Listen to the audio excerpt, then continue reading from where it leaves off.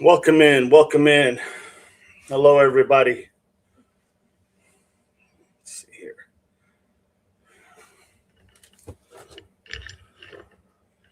Hang on a second.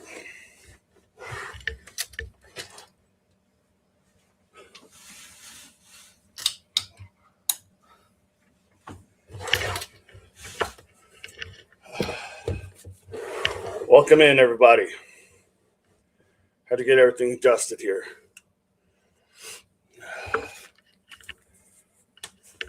Hello, hello, everybody. Welcome in. Go ahead.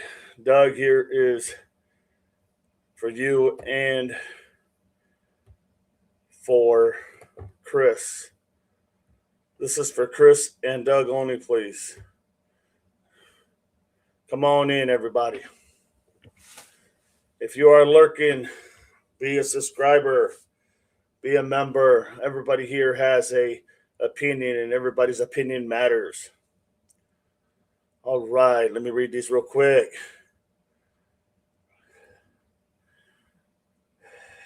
Doug, good morning, Double Dog and Double Pups. Welcome in. Doug is in. I can barely hear you. Can you hear me? Can you hear me now? Good. Good. Hear good. Perfect. All right, all right. So glad to be a part of the team. You got it. Carol, good morning, everyone. Carol, Dee Dee, Chris. Chris is sick and won't be joining us this morning. Seriously, and he was supposed to be carrying the show today. Okay, well, me and Doug are going to have to carry this. Oh, laughing out loud. Okay, thanks for letting us know. Hello, all. Sorry to hear Chris is sick. Feel better, Chris. Carol, hello, Doug.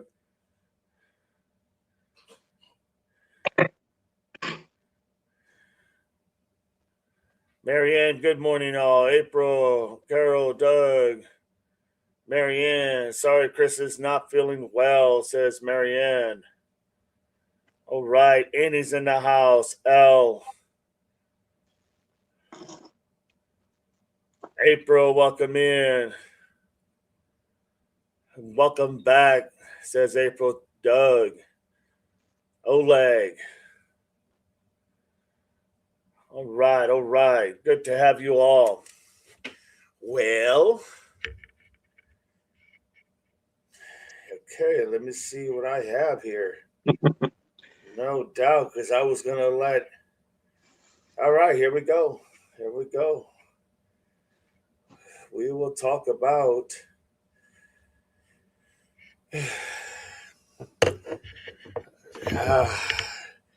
Well, as you all know, this was going to be a topic that we were going to cover with the Nolan Wells, and also with Nola Wells and Nancy. We're going to need to change that. We're going to need to change that because this discussion is going to be. Sorry, you don't have a problem changing, do you? Or do you have material? Me? I'm good wherever we go. Okay, let's go with 16. The 16 kids. Is there anything new on that front that you found? I haven't looked into that at all yet. Well, I tell you what. Let's just do an open chat, everybody. Two. Let's do an open chat. Open chat on.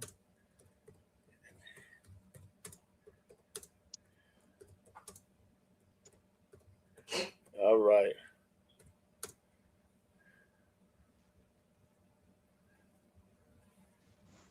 All right, everybody. Let's do an open chat. We're going to cover everything that we have covered. Anything's on the table of what we have talked about. If you guys got any information, pass it forward or give it out to everybody. If you want to come up, you're more than welcome to. You just got to ask. Let me know. Open chat on stories we have covered. L. Pam, welcome in. Granny, Jackie, welcome in. So, first of all, let me say thank you all for being here. Sorry Chris is not here. He is not feeling well. But we got me and Doug to try to hold the fort down. So we are going to an open chat. Open chat. So I guess the first thing I want to bring up, or if anybody wants to bring up, Doug, do you want anything you want to bring up? Not off the top of my head. I got a few things that I found on Nolan, but nothing like Okay. breaking, just a few little facts that I think people got wrong. Okay. Sounds good. Okay. Well, let's start off with the 16 children that were rescued in Vinton, Ohio. Let's talk about that. So we know that now the Sider Sr. has literally got released from the hospital. And his attorneys have requested to the judges that he remain basically out, but he would go to all the hearings and appointments and whatever he needed to go to for this case. And by the looks of it, that's what they're probably going to do. I think that is what they're going to do from the sounds of it. So he has got out of the hospital. And now I believe they made a petition to just let him stay out, but he would have some type of monitor and like an ankle monitor, and he would definitely he will be at every hearing and at every questioning and anything that they need him to do. So, yeah. April says, "Sorry, he needs." I agree, April, wholeheartedly. They need if he's better to be released, and he should literally end up being put back in there with everybody else, in my opinion, without a doubt. Unfortunately, yeah, it doesn't look like that's going to happen. Carolina girl, good morning, DD. Welcome in. Go ahead. I was saying mostly because of money. I think they can't Well, afford yeah, to because you lock got to him up. remember too. He may be out of the hospital, but he may be on medication, and they may have put him on something. And the idea is that, and I don't know this, I'm just speculating here. It is possible that he may be good enough to be released, but not necessarily out of whatever in the hell put him in there in the first place. So maybe they don't want to take a chance on going ahead and this is all speculation on my end, but maybe they don't want to go ahead and have him. Welcome in, Melly. Maybe they don't want to have him go ahead and take a chance on getting sick, and then it's going to be the county's responsibility. You know what I mean? So that's very. I mean, I could see that.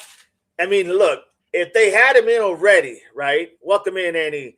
If they had him in already, okay, and they could not take the chance on him getting really sick, worser, to where they were going to have to pay the expense, why would they do it right now? You know what I mean?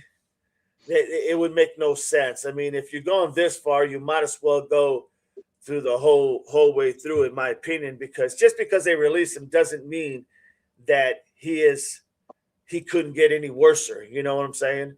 So Right. I don't know. I still think he should be in there, in my opinion. But if you look at it from a monetary standpoint, that may be something that they're looking at. Just my opinion. Yeah, like But is he a big enough threat to put him into jail to possibly bankrupt the jail system there and the whole county? Like, what about everybody else that needs to be taken care of? I think absolutely. the threat assessment is low enough where the ankle monitor is probably enough to keep him in line, and that's Absolutely well said. Welcome in, CB. Absolutely well said. I mean, as shitty as it is, it could very well be. Pam, welcome in. It could very well be that's the main reason on why they are not going to have him come back. Although you can assure they're probably going to be monitoring him as well, not just with the ankle monitor, but I'm sure someone is going to be lurking around, seeing what he's doing and making sure he's not doing anything nefarious. You know, Mhm. so that is under. I mean, I do understand that, and I once again I do understand April with you saying he should be back, because I agree he should be back. Uh, but at what cost? You know what I mean? At what cost does the county say, let's take a chance? Because here's the thing: he slipped and fell once, right? He can slip and fall again. He slipped and fell once. He can slip and fall again, and guess what? Now it's going to be literally they're dying.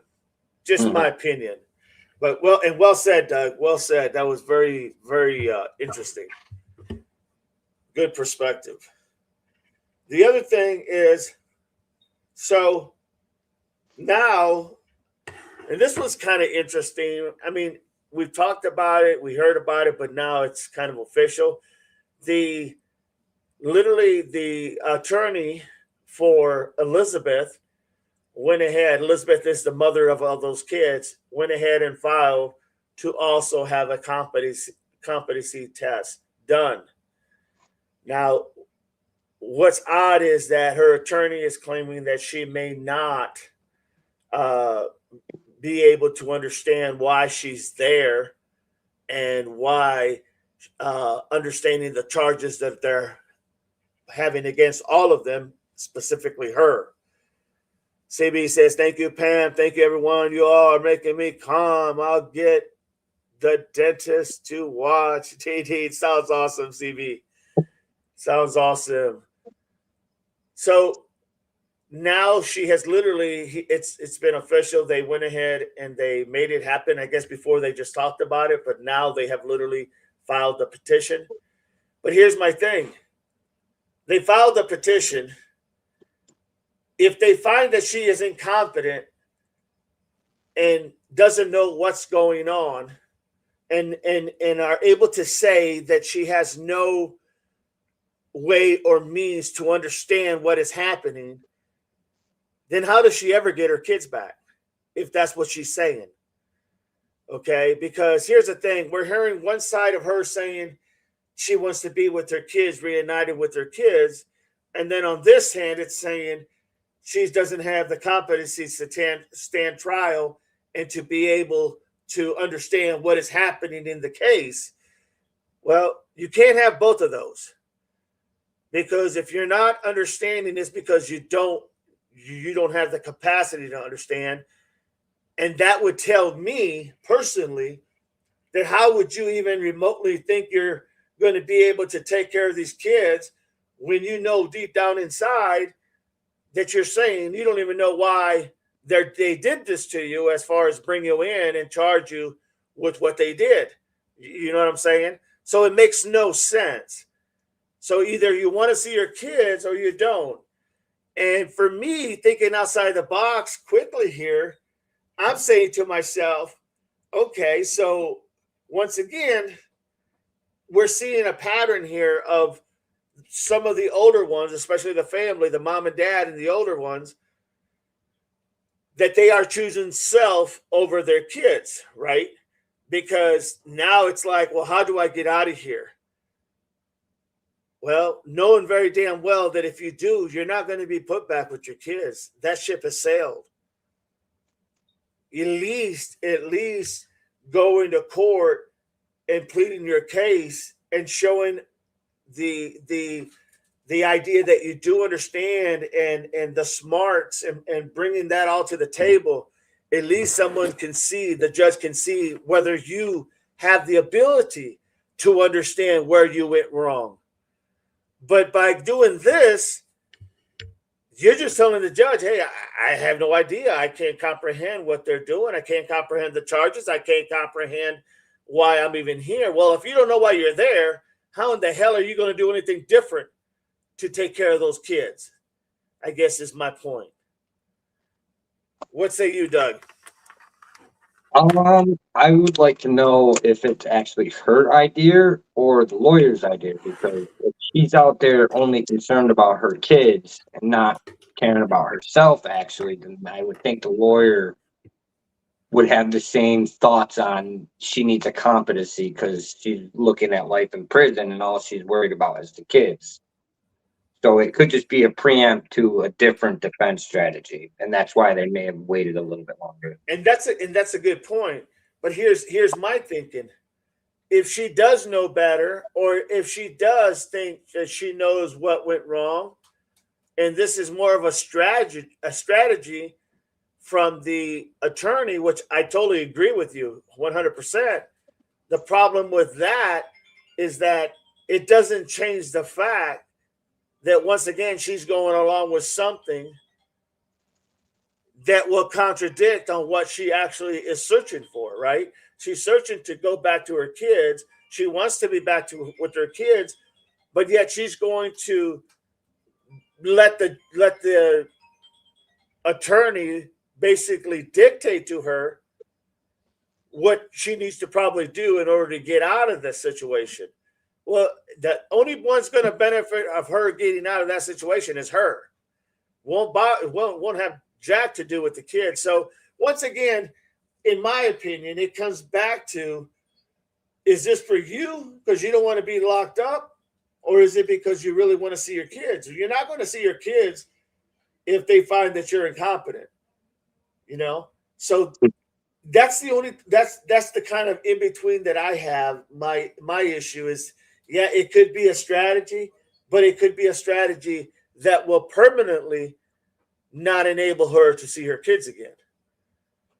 Right, unless the lawyer's end game strategy is the defense that she's a victim and possible Stockholm syndrome or something along them lines, where yes, she's going to be found competent, but we find that she was a victim in this, so that would be a way for her to get the kids back.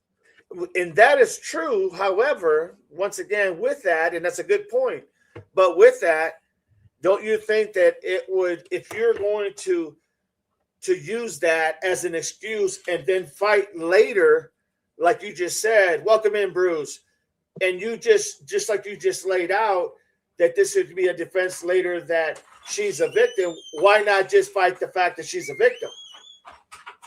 I think they need to get the psychiatric evaluation either way. That may be so, but I'm talking about, like, it's one thing for them to say, I don't think she understands, the court and the judge to say, I think she needs help. I think she needs to get some psychiatric type of evaluated to see if she's competent to stand trial and to understand what the hell's really going on. I think that's great in my opinion, but that's got to come from somebody else, not their side, because their side once again is saying, well, this is just a tactic strategy. In the same token, once again, I go back to you're choosing self over those kids. And I get it, because at the end of the day, if they prove that she's not competent and then you want to go down the road that she's a victim, why not just fight the good fight that she is a victim? I think it would be more solidified if she thought that she was a victim of what she was brainwashed and maybe into this cultist family or whatnot. I'm not saying that's what would happen. I'm saying that if you go that route, you're at least showing the judge how she was manipulated at such an early age. I think you would have more ground to stand where the judge is going to be able to look at that and go, I can see how a lot of people get bamboozled in their lives, especially brainwashed by people. And she was that young when she ran away, and she was that young when she got married. I could see that being more of a favor on her end. You know what I'm saying? Because it's that fight. Go ahead. Unless the lawyer is trying to get them to say that she actually is competent and not that she isn't competent, but falls under the victim possible Stockholm syndrome is where I think that it's going to focus on in the end. She could even flip and become a witness for the state against Gary, who, in my opinion, is the biggest problem in this whole situation. Gary, totally agree. Well said. Well said. So if she flips on him, she gets competency, but she's found to have these psychiatric disabilities, whether it's Stockholm or some other syndrome, then it would be a roadway for her to possibly get out and get her kids back. No, that's a good point. That's a very good point. If all those dynamics are what is actually being talked about, then I can agree with that. But there's a lot of channels there on what I'm hearing. There's a lot of channels that she's got to go through this hurdle to get to this hurdle to get to this hurdle. You follow me? And there's so many nuances that I'm not sure if the best nuance is, hey, I was fooled, I was brainwashed, I was a victim. Because you could show that she was a victim. You could probably show that she was brainwashed. You could probably show that, yes, it's the poverty that they have. You could probably show a lot of things more so than going down this rabbit hole of jumping from one angle to another, because then it just becomes all these excuses. Very good point. Totally like that. Very good point on what you're saying. Let me read something. Yeah, I'm not a lawyer. I don't know for sure. No, I get it. If I was a lawyer, I would probably do the same tactic, because getting the psychiatric evaluation is going to help her no matter if she's found incompetent or competent. Right. Depending on, they need that to be able to move forward with any defense. I agree. She's going to need that no matter what. Absolutely. Absolutely. Well said, my friend. Well said. Here we go. Carol, she's mentally ill and a victim, in my opinion. Good point. Good point. Carol, I have to agree. Oleg, if she's what went wrong, she did nothing to change that wrong. I totally understand where you're at, Oleg, no doubt. Annie says, Oleg, so true. Oleg, I agree, says Pam. April, I think she may have been scared of him, in my opinion. I wonder if there was domestic abuse involved. Well, when a person lives like that, well, let me rephrase it. In my opinion, if you're going down that deep where what we saw, the pictures that we saw of the home that were leaked, of the inside of the home, and the things that we were able to observe from what they have told us about these children, then I would have to say for myself that not only was that, but I could see where violence could be a part of this whole scenario, where there is that fear of being violence against her. I could see that. In other words, I could see that there was violence used as a scare tactic also. Because you got to remember, when she ran away, she was dealing with a lot of these issues at home of violence. Okay, that's what was talked about. That's one of the reasons why her brother was talking about certain things and that what they went through. And then when she ran away, it was almost like not seeing maybe that this was also going to be a part of what was going on. So to her, it was just normal. Everything was normalized. So that's a very good point. Very, very good point, April. I'd like to add a little to that, Dog. There is other forms of abuse other than physical abuse. Even if they don't find physical abuse, they could find that there was SA abuse, or they could find that there was psychological abuse, or all three, or one of the three, which would be just as good as the. Absolutely. I mean, most of the time, the psychological abuse is worse than the physical. Absolutely. Well, psychologically, it's kind of hard to heal from psychologically or mental abuse because you're always on that thought, where physical abuse, sometimes you can heal from that. The others is kind of difficult because it's something within. And usually that takes a lot of, psychiatric help. That takes a lot of counseling. That takes a lot of literally a change of whole mentality about oneself. So that is very true. Very true.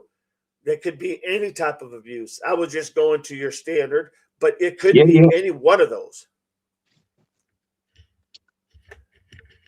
Yeah, I just think everyone should keep an open mind until all the facts and the psychiatric evaluations come out. Give me a second, guys. I'm sorry. Yeah, Give me yeah, one I got second. it. Take over, Doug. Yeah, I got it. It says, April says, I think she may have been scared of him. I wonder if there was domestic abuse involved. Bruce says, hey, Double Dog, everyone, good morning. Good morning, Bruce. Good to see you, buddy.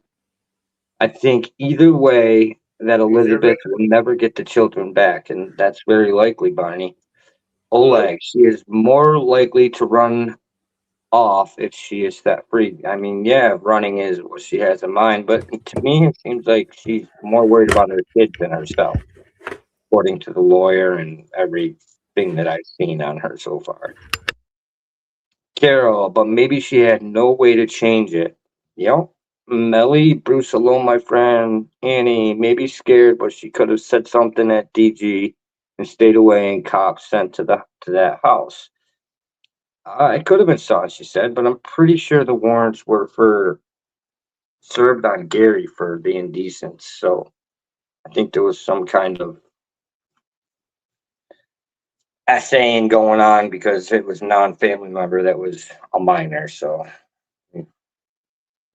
we don't really know what's going on, the facts behind it. Looks like Dog's on the phone. Pam says, hey, Barney. Hey, Bruce. Bruce, hey, Melly. Good to see you. Hey, Bruce, says April. Carol says, hey, Bruce. I'll agree, Barney. Annie, good to see you, my friend from Bruce. Annie, good morning, Bruce.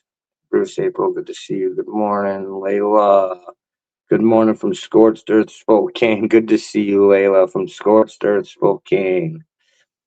Bruce, hi, Al. Good to see you too. Hello, Leah. Good to see you again. Hello, Leah from Carol.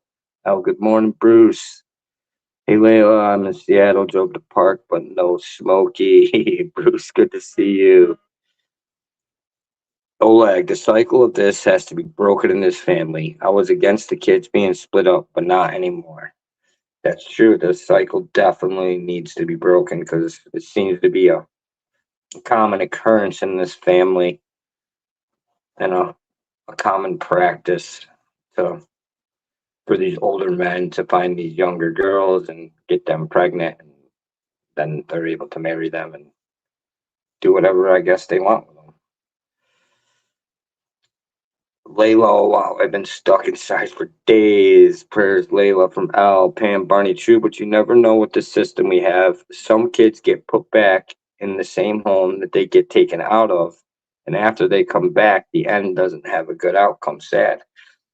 That is very true, and I think that also may fall into the privy of Elizabeth's upbringing. I think her family home life was just as bad or not as worse as the one she chose to get into with Gary Jr. I think at the time she thought that that was her better option.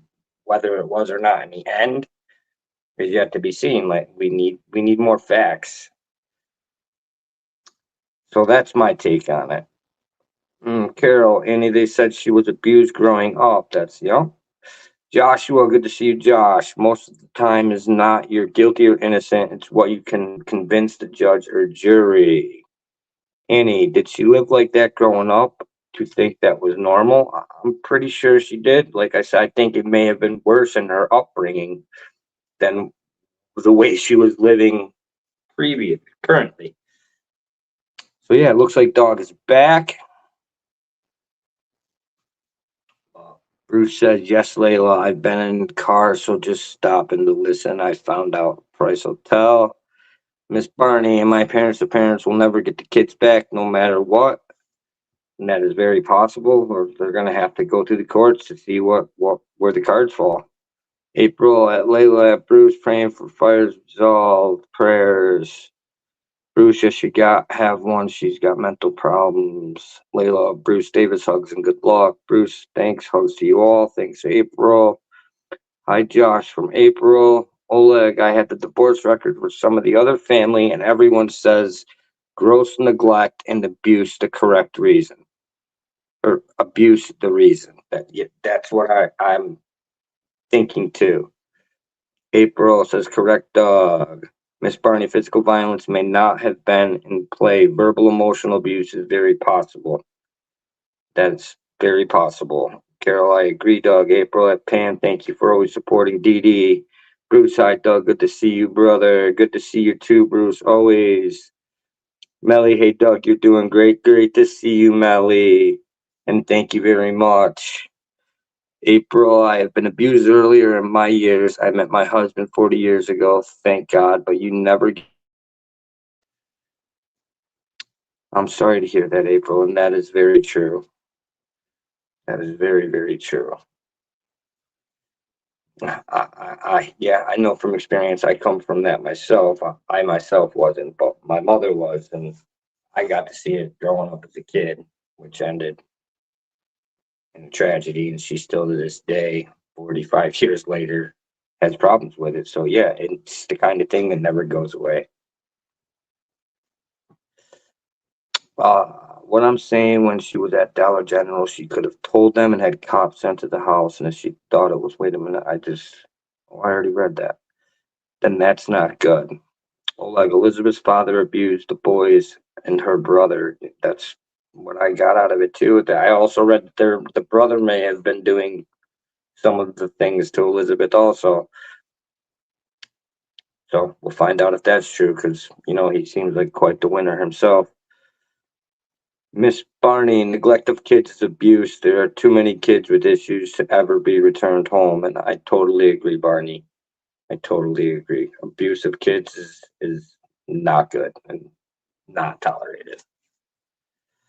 It's the worst of the worst. The one thing that makes everybody's stomach turn. It's terrible. But you can't turn a blind eye to it and act like it doesn't happen, because it's right under our noses all the time. It could be your neighbor. You don't know. You just never know until you know. So, and yeah, Bruce, April, you're right. And if women is abused, they have hard time trusting men or anyone. My sister was abused, beat bad. Right? That's right, Davis. It causes a lot of problems, physically, mentally, spiritually, for anybody that suffers abuse, whether it's kids, women, men, anybody. Abuse is not tolerable. April, mine was domestic, not as a child. Annie, no, never give these kids back, and hopefully they can live somewhat normal, because sometimes these placement homes are awful too. So a lot of times they are. Absolutely. Prayers to you, April. Thank the Lord you found a great man, from Pam. April, thank you, Pam. He saved my life. Yes, that's awesome, April. I'm glad that you found I'll call him your soulmate, and he's helping you heal and treating you the way that you deserve to be treated. That's always good to hear. Bible sends hearts. Carol, hello, Bible. Annie, I was not abused as a child, but my kid's father was physically abusive. After 27 years, then I wish I would have stayed, because I feel I didn't leave. My daughter would have never been unalived. Yeah, Annie, I'm sorry to hear that. But you can't beat yourself up for making choices that you thought were the right choice at the time. That's my take on it. But I am sorry that that's happened to you. Melly, Annie, I'm so sorry. Bible at Carol, hello. And I think I'm all caught up, dog.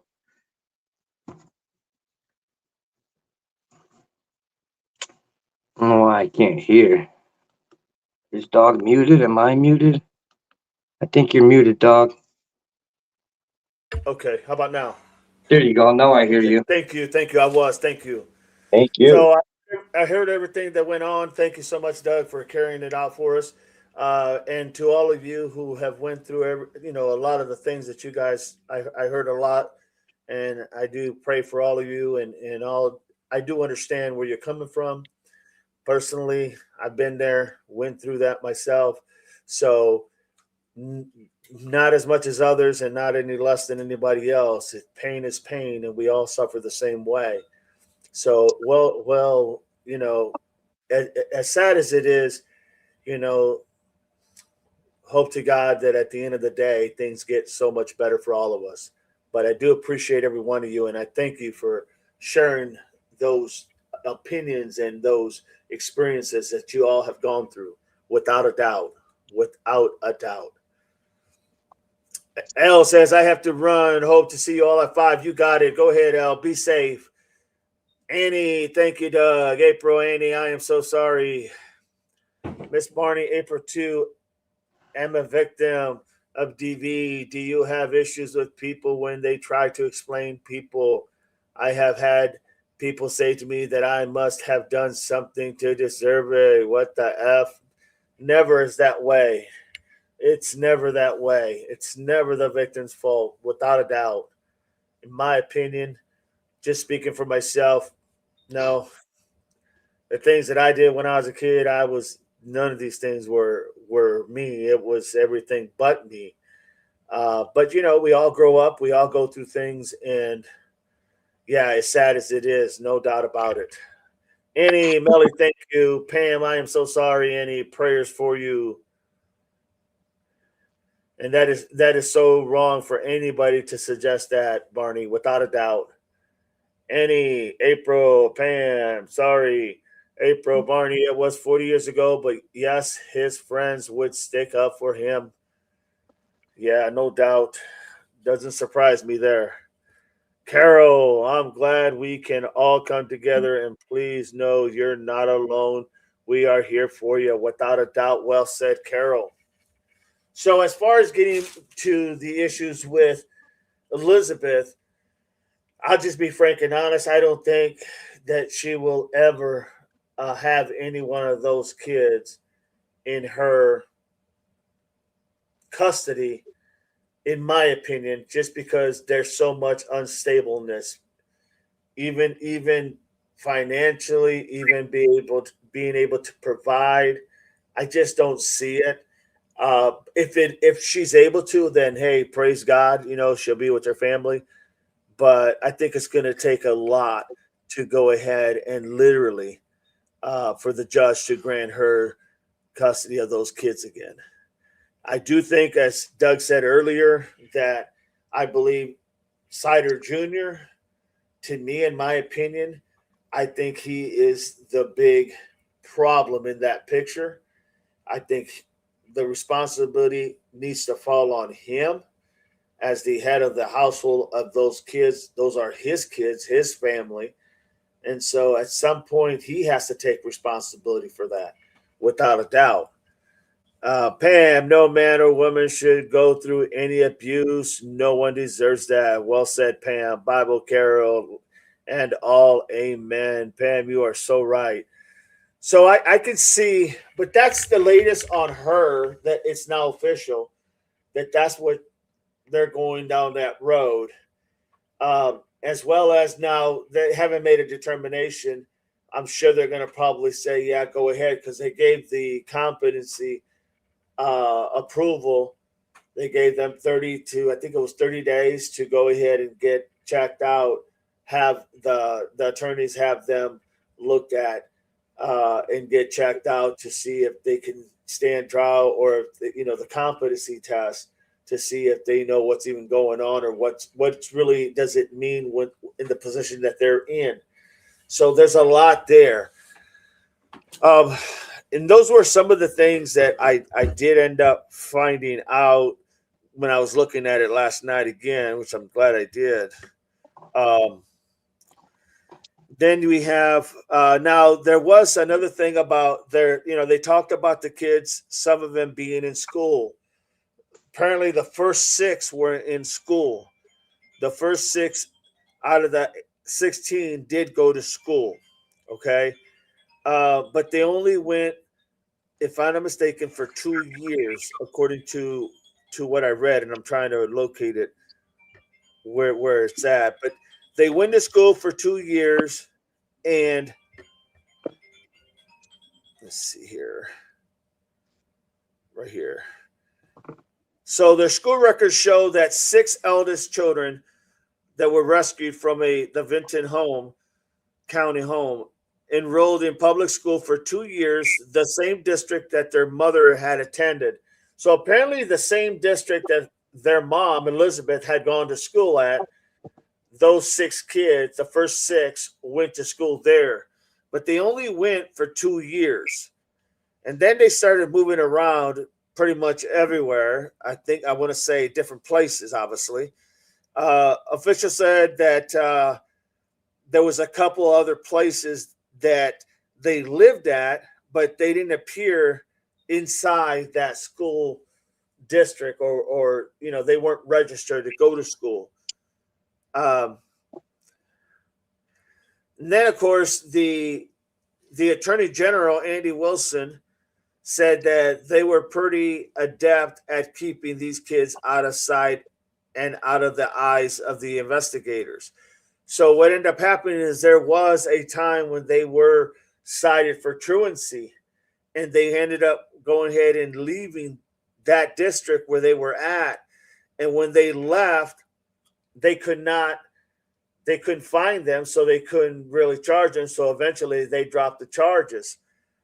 Okay, that's how they kind of caught lost in the shuffle. They didn't keep it on there in hopes that they would contact them at some point in time. They pulled it and they dropped it, and then of course, this pattern continued. Obviously, they lived in a Gallia County schools, local schools. That's where they went to. Six of the kids went to school, elementary level and such.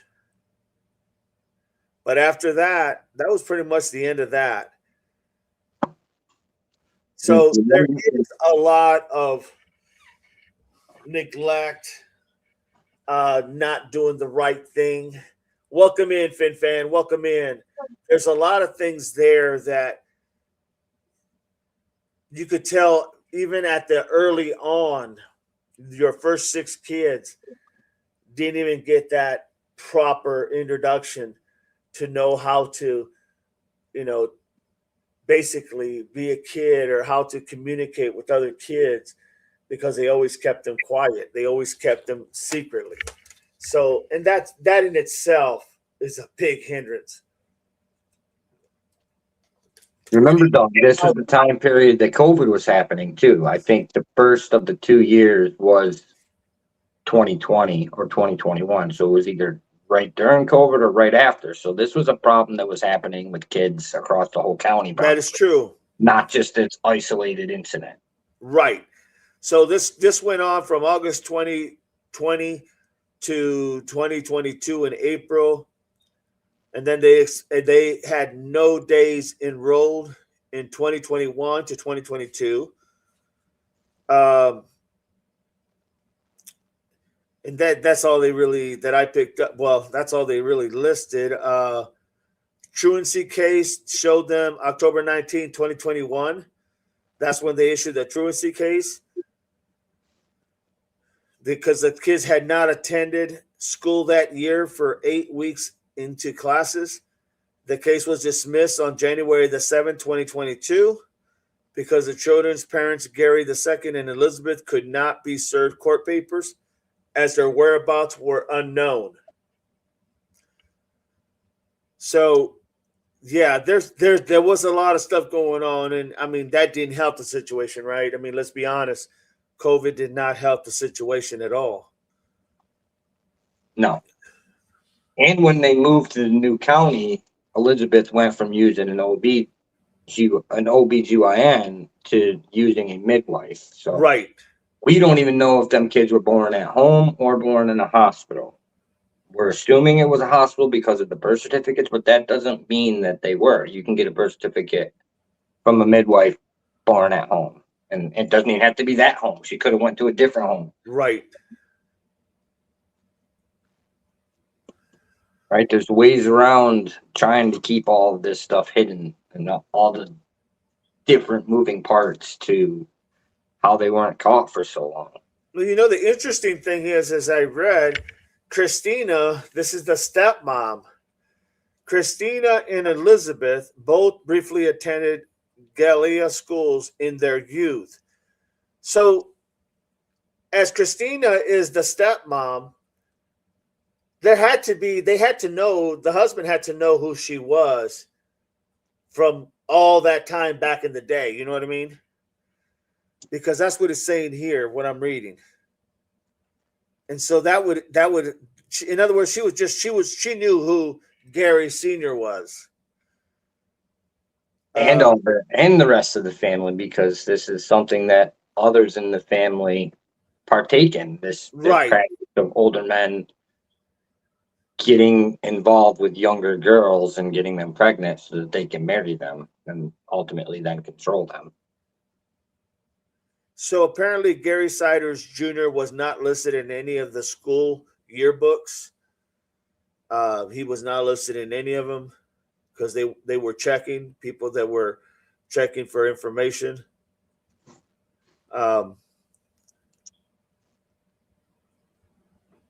Yeah. So that's basically in a nutshell what was able to, the new stuff. They did say that they got married in West Virginia. We all know that. She was 15 in her freshman year in high school. And Gary Sider II Jr. was 18. They said Elizabeth had finished 8th grade by the time of her marriage. That was it. So she finished 8th grade by the time when she got married. And Gary Jr. had only finished 9th grade. So you got an 8th grader and a 9th grader getting married, both only going to junior high, 8th grade and 9th grade. Sad.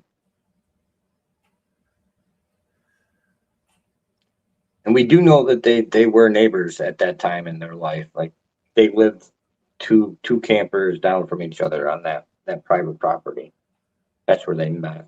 Now it does say that Elizabeth re-enrolled in Galea schools in October of 2008 during her sophomore year. Coons said Elizabeth Siders finished her sophomore year but withdrew and went to homeschooling on August 26th of 2009 in the start of her junior year. So, yeah, this is a mess, man, trying to figure it all out. It's a mess, to say the least. It is a mess. It's a mess. But the idea is that I don't know how they really give back those kids. It's possible. It's possible. I just don't know if those kids will ever be the same.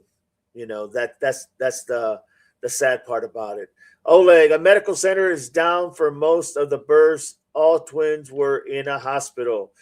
Fin, in my opinion, her parents are a little off, without a doubt.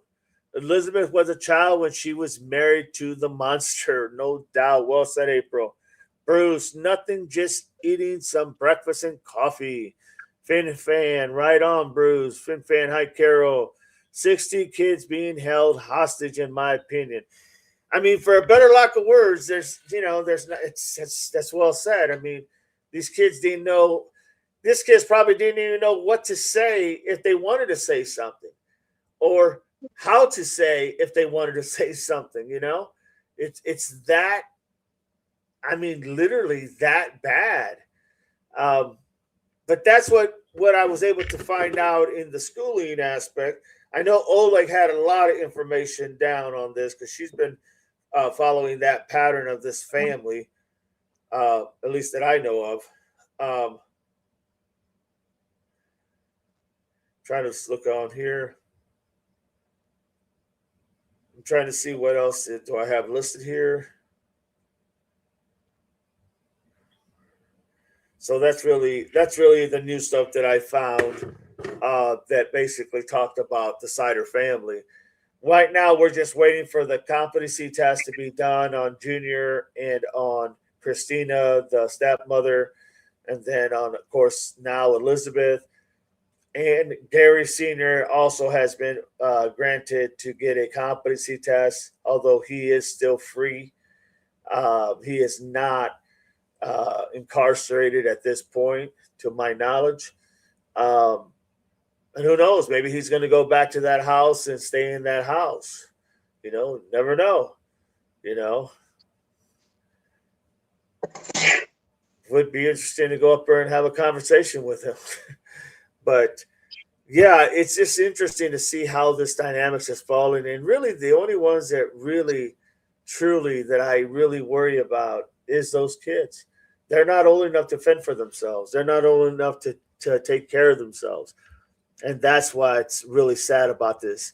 Oleg says, or April says, no outside communication, no family to run to makes me sick to my stomach. Without a doubt, April. Oleg, just a thought, Elizabeth's firstborn is 18 under their pattern. She would have been married by now.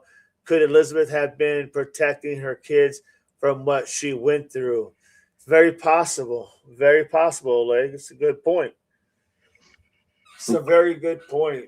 Also possible to think that Gary's abuse didn't stop at Elizabeth. I think it would be pretty egregious to think that it did. It probably extended to his kids and parents and their friends. And that's what ultimately gets him caught, I believe. Very well said, no doubt. What other thing? What do you got? You said you had some things on your mind, Doug. What else you got going on? Oh, me? It was just a few things on Nolan. Let's talk about it. On Nolan Wells, I figured out, it's now going around that his dad is actually his stepdad. It's not his biological father. Right. I didn't know that either until the other day.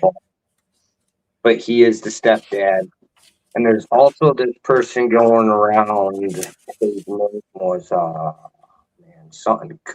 was Cook, and he's saying that that's actually his little brother that's in the photos on the back of the Mac Daddy, and it's not Nolan Wells. Oh, so the kid that was behind the Mac Daddy boat was not Nolan. It was his little brother. That's what this Chad Cook guy is saying. Yeah, that it's not his brother. Got you.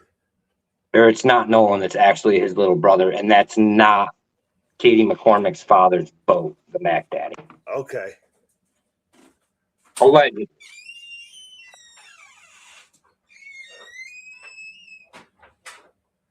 Oleg says they cannot give these kids back to them under any circumstances. Tina Messi, welcome in, Tina. Thank you for being here. Click that like if you like the channel. Everybody has an opinion here, and everybody's opinion matters. A to Z. I feel that there could have been opportunities for help. The DG worker stated in interview that Gary would walk out. She would play, slip a note to the cashier, 6 letters, help me. Dollar General worker stated in an interview that Gary would walk in and she would pay. She could have slipped a note to cashier, 6 letters for help me. Very possible, AZ. Very possible. It's a good point. That's a good point. It is, but if the sunshine, right? If she's found to have Stockholm syndrome, then she wouldn't be doing things like that. She becomes. Say that again. If she is found to have Stockholm syndrome, that's not something that would be on her mind, because the victim becomes sympathetic to their abusers or captors, right, or whatever they are. So that's why the psychiatric evaluation. They could just be calling it a competency test, knowing that they're going to come back with Stockholm or another type of syndrome that she got from being victimized. Right, that is true. Everything's on the table right now until they get the psychiatric evaluation. That's why it's so important. That is well said. Well said, without a doubt. Well said, Doug. Annie, that's what I've been saying. Tina says, hi, Finn fan. Annie, April, the fear is real in DV. No doubt about it. AZ, Carol, Tina, Carol, Pam, hi, AZ. So the boat, the what was it? The little, what was it? Mac Daddy. The Mac Daddy boat was not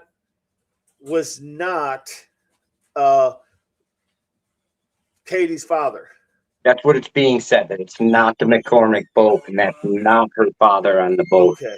People were making the connection based upon the picture of that guy, and then Katie's profile has a picture of her father, and they're both bald-headed white guys that are a Got little you. overweight. So they were saying that's Katie's boat, but it's now being said that that's not the McCormick boat.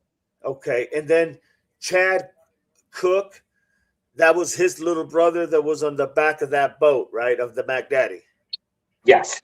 I think Okay. the little brother's name, I think, is Darren Cook. Darren Cook. There was actually an interview that Don Lemon did with a friend of the family, the barber, and he's the one that explains all of this. Got you. Got you. So that's where I got a lot of the information from.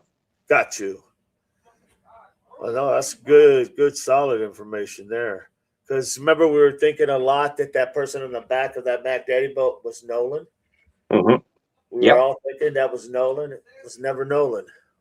Because there's actually another picture of that person, but you can see his face, like he's facing forward. Right. There's also new photos of someone who looks like Nolan Wells driving around on a jet ski, which I haven't seen yet, but they're out there. I've yet to find them. I've just heard about them.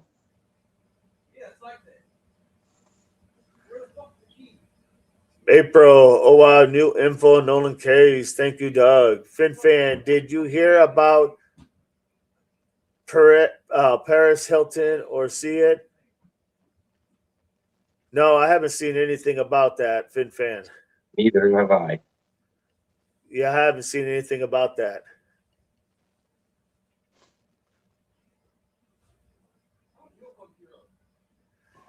But that's that.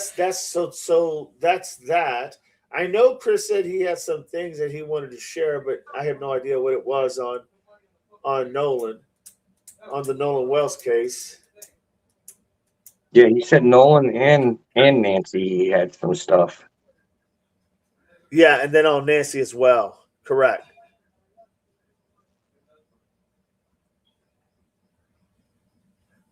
April said it's all over Facebook.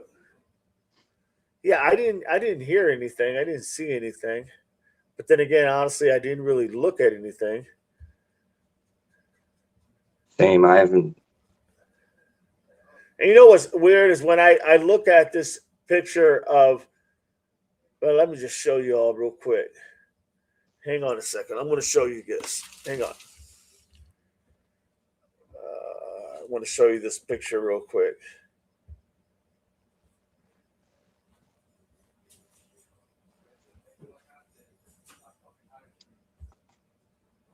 So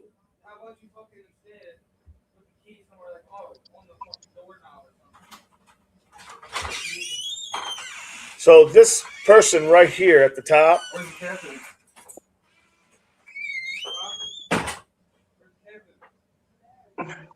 The person right here at the top. Go to my thing. This person, that is literally Elizabeth. That's what she looked at when she was younger. I don't know how young she was at that picture, but it was definitely, that's her right there. And doesn't look too out of normal, right there. And she's probably 15, 14 in that picture there. And you look at a picture now, and it's really, really like night and day, without a doubt. Night and day. So I just wanted to show you guys how at 15, 14, 15, she can look like that. And then not very much later, her life just seems totally like a different person. Let me see here. I'm going to try to find it here. Okay, let's see here. Yeah, here's a better picture there. So let's go to this one. Let's go to this one. So I think I was going to show this the other day. So let's go out of here and let's go to here, share screen. And let's go to, yes, this one. So this picture is a little bit more clear. That's her right there in front of the house where they're at. But that's her. See how different she looks in this picture? Now, this, like I said, was probably when she was about 14, maybe even 15 years old. She looked a lot better than she does now, literally. Here, if she walked in like this into a store, you wouldn't notice anything really was wrong, to be honest. Take her away from that picture there and then go to something like another picture, and you'll see how it's really, really how she has come so far. Down spiral, that is. So I just wanted to go ahead and show you guys that picture.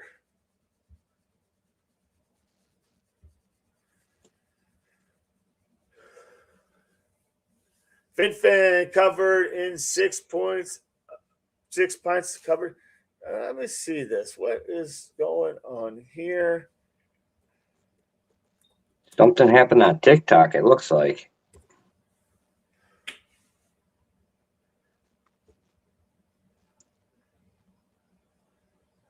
Something happened on TikTok? Yeah, FinFan says he went live on TikTok and used a butcher knife to try to harm himself. And he was covered in 6 pints of blood. Oh, wow. Which is a lot. That's about as much as you can lose before you pass out and die. Yeah, I'm not seeing anything, to be honest. Let me see real quick.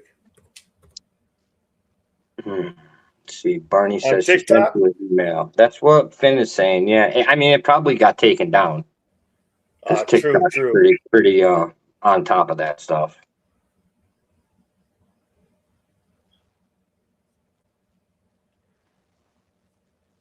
Yeah, I didn't see anything. Barney says she sent you an email, Doug, Okay. regarding the divers. Live on TikTok, they removed video, but it's beyond disturbing. Yeah, see, they removed it already. Okay, let me go ahead and.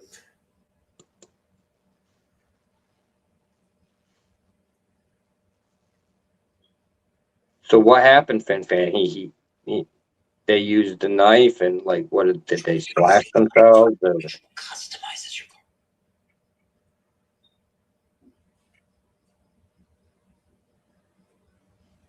Was there a message behind it, like as to why they were doing it? I don't even know who Perez Hilton is, so it's not Paris Hilton, like, right? It's Perez. I'm assuming that's her brother, maybe, or unrelated. Slash isn't, yeah, understatement. I could imagine. It's a lot of blood.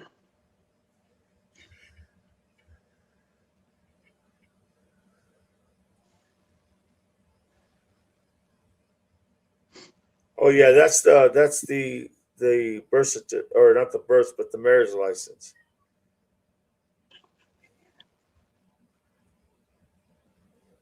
Finn says, Jesus, social media influencer. He's covered Hollywood stories for 20 plus years. No, he's a comedian of some sort. So yeah, interesting. And he's a comedian of some sort. Covered Hollywood stories for 20 plus years. Social, and he's a comedian of some sort. Pam, I heard he is unalive. He was 40 years old. FinFan got naked, stabbed herself over and over. Interesting. Wow, that's hard to do. Yeah, no doubt.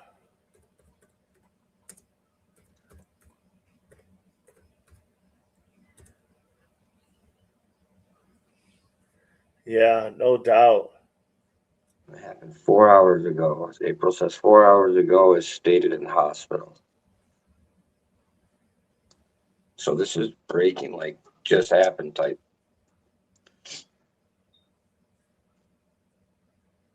Was there a message with it, Finn? Did he say anything, or did he just go on and just start poking himself?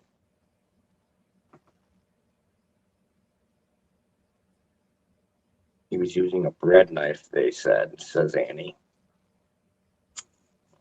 Yeah, I just don't see anything. I'm sure it's all there, but I don't see anything.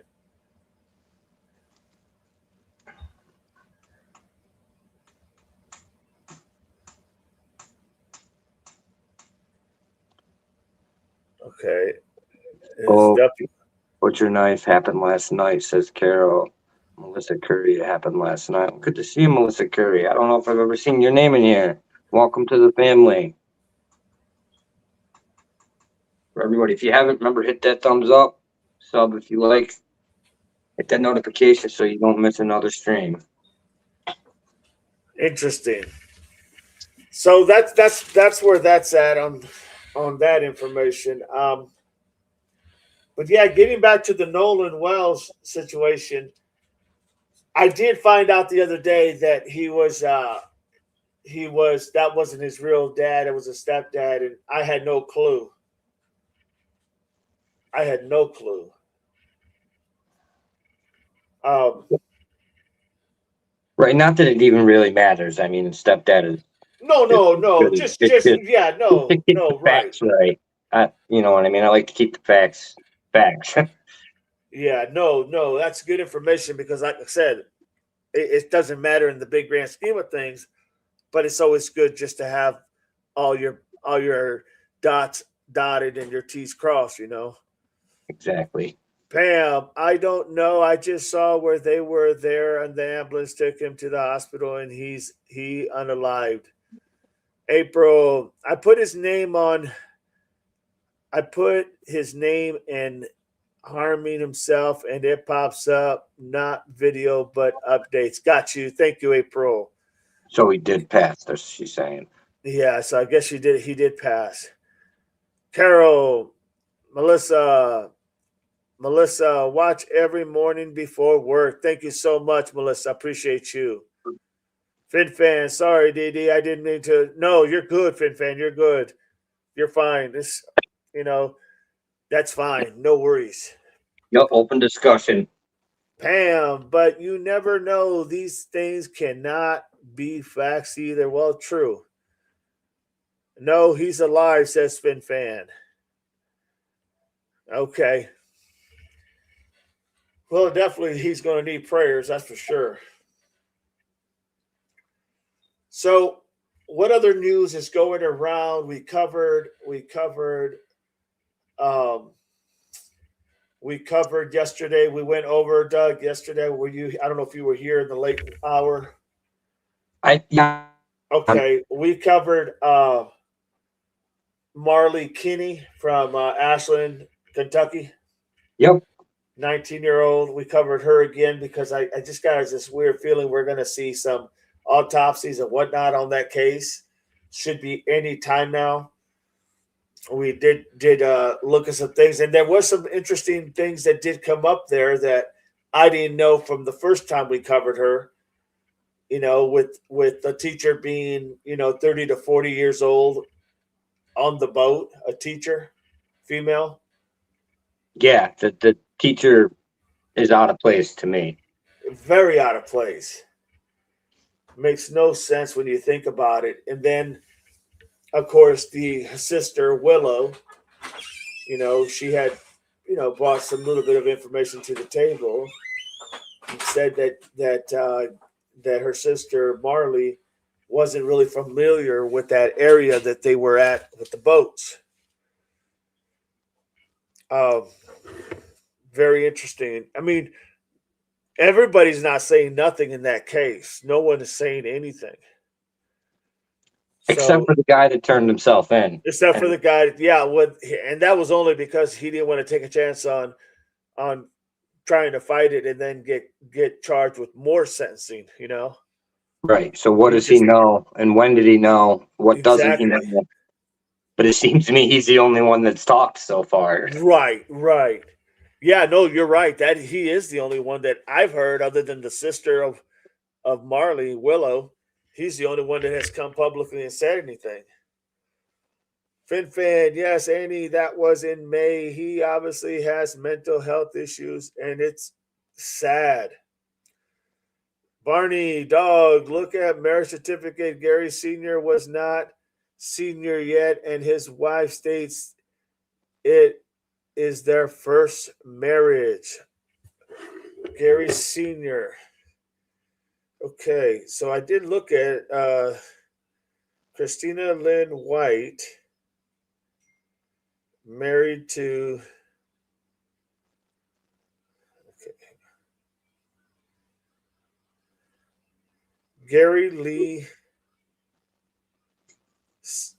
Siders and Christina Lynn White. 11th day, 77. Okay.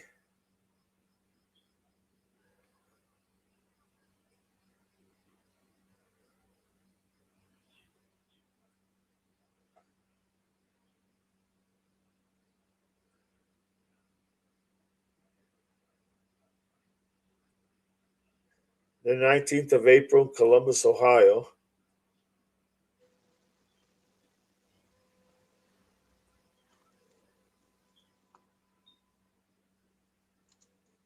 Yeah, I did look at that. I'm looking at it right now, trying to see if there's anything that.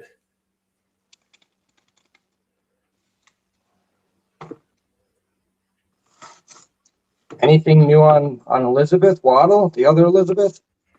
Elizabeth Waddle, I just read a thing. I did look at that. Thank you. Elizabeth Waddle, her husband and the daughter went back home because they couldn't do anything within that week's time that they were there helping search. So they finally just came home. The husband said something to the effect of, put out a statement saying that he hopes that they find her, and that basically, from what it appeared to me the first time I read it, and it's been a little bit, but that he basically was leaving it in the hands of law enforcement there, trying to figure out what happened to her. And he said hopefully she'll turn up sooner or later.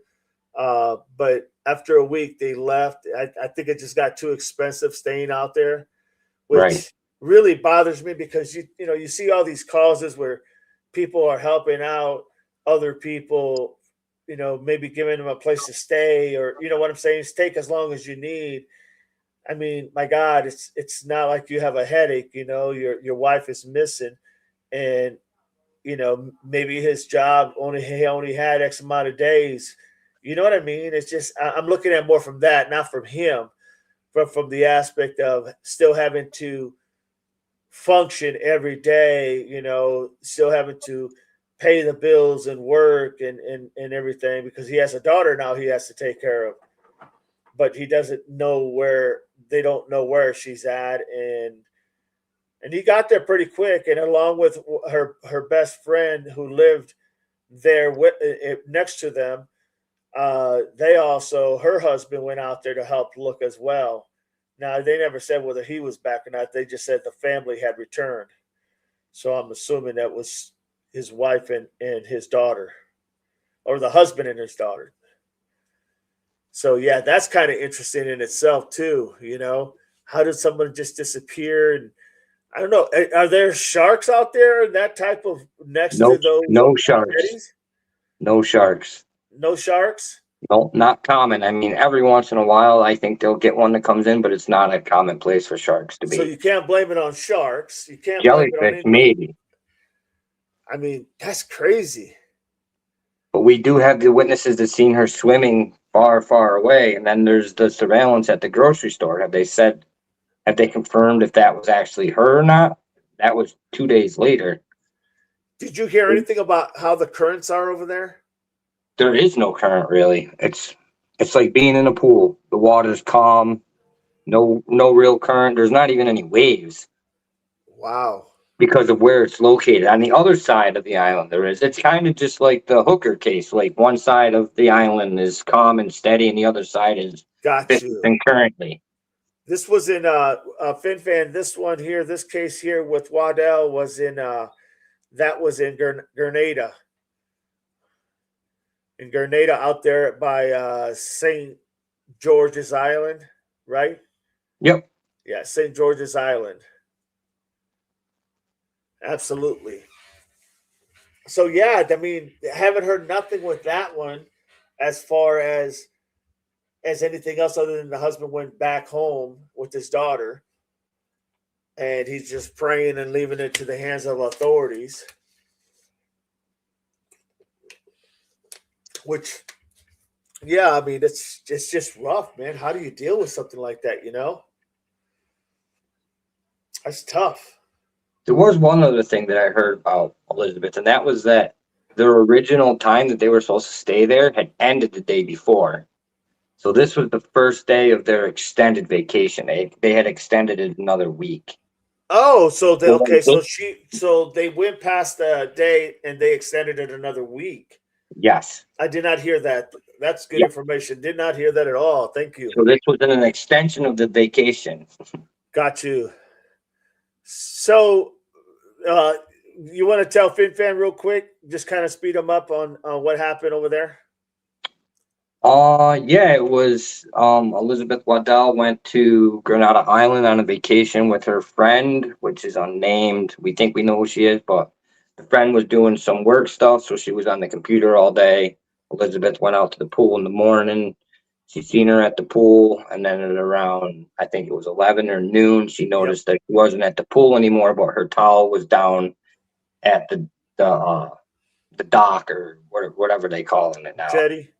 The jetty was at the jetty, and she was nowhere to be found. So then we got CCTV footage of her swimming around and then swimming off camera. And then there was some witnesses that seen her swimming that asked her if she needed help. She said she was fine. She was a good swimmer. And then supposedly 2 days later, there was a video of her caught on CCTV at the grocery store, but that hasn't been corroborated yet. So this could have just been her trying to get away, maybe starting a new life in Grenada. Like, we just don't know yet if there was foul play. So we're just waiting on more information. Well said. Well said. Quentin Broom, welcome in. Quentin Broom, welcome in. April off topic. Martha Shark is coming back to Tucson. Just some info. Do we have any dates when he's coming back? By any chance? I really like watching Martha Shark, especially when he has his drone out there. You can see a lot of stuff out there. Pam, Annie, you were right. That's why I usually don't post anything. Someone says, I just tell my opinion or theory because you don't know what is right and what is not. Melly, also thanks for the info, April. Barney, Siders was popular last name. I am finding that there is definitely some misinformation in resource files. Sad to say, maybe people grasp straws without having done their own deep research. Yeah, don't really know what new things did you find out. Barney, if you want to share them, you're more than welcome to. This is open chat.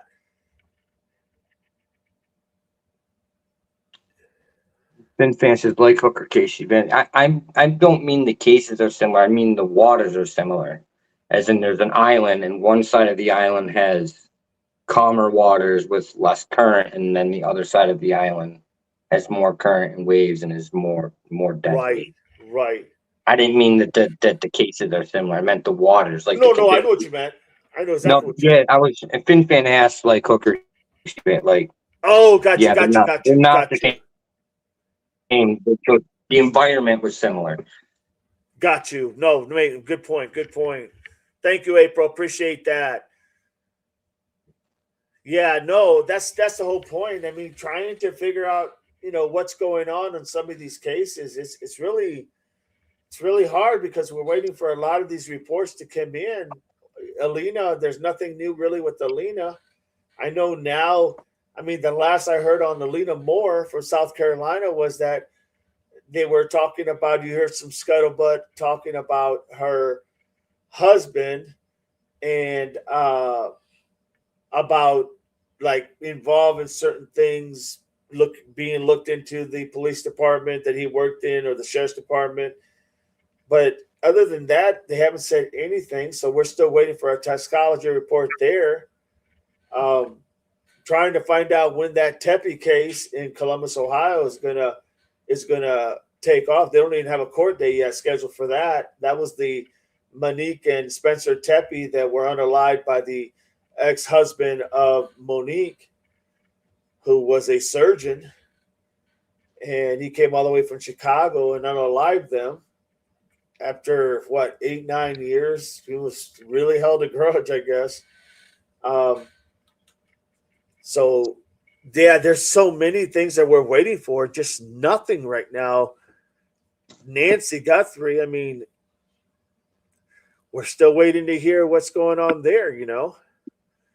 Michelle is also going to Tucson. She said yesterday on her channel, and Mark was on her channel too, and said, got you. Well, who knows? Maybe I'll see them there if they go in late October.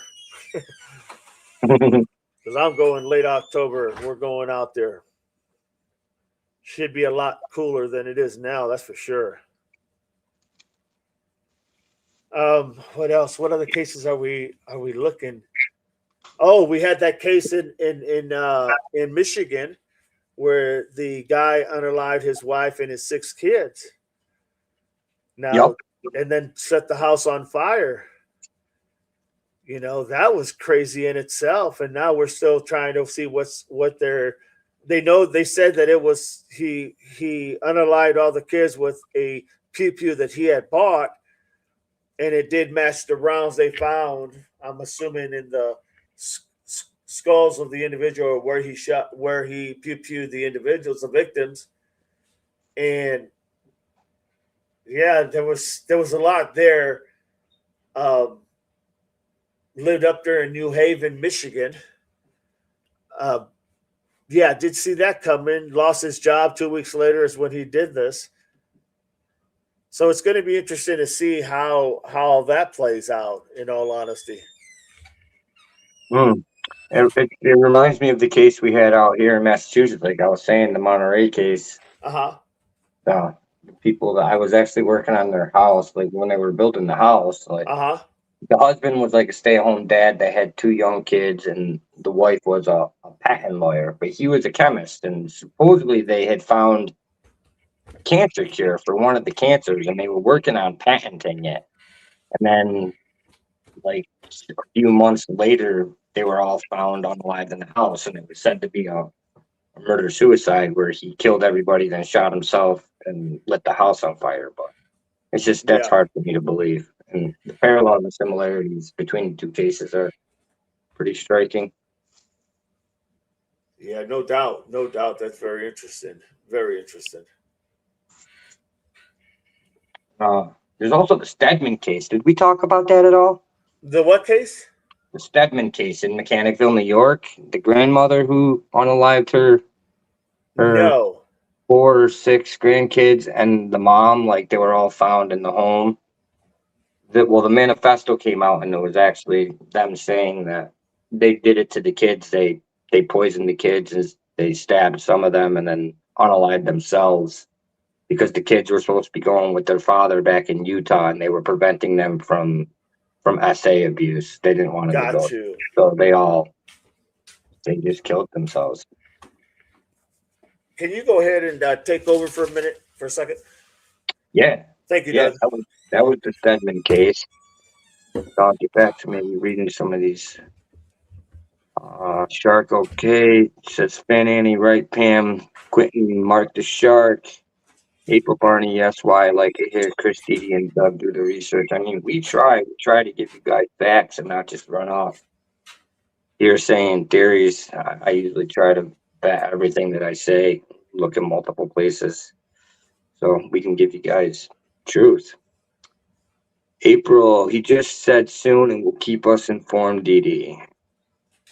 Spin fan, okay, just asking. I'll research it. Yeah, it's a pretty crazy case, though. Waddell case.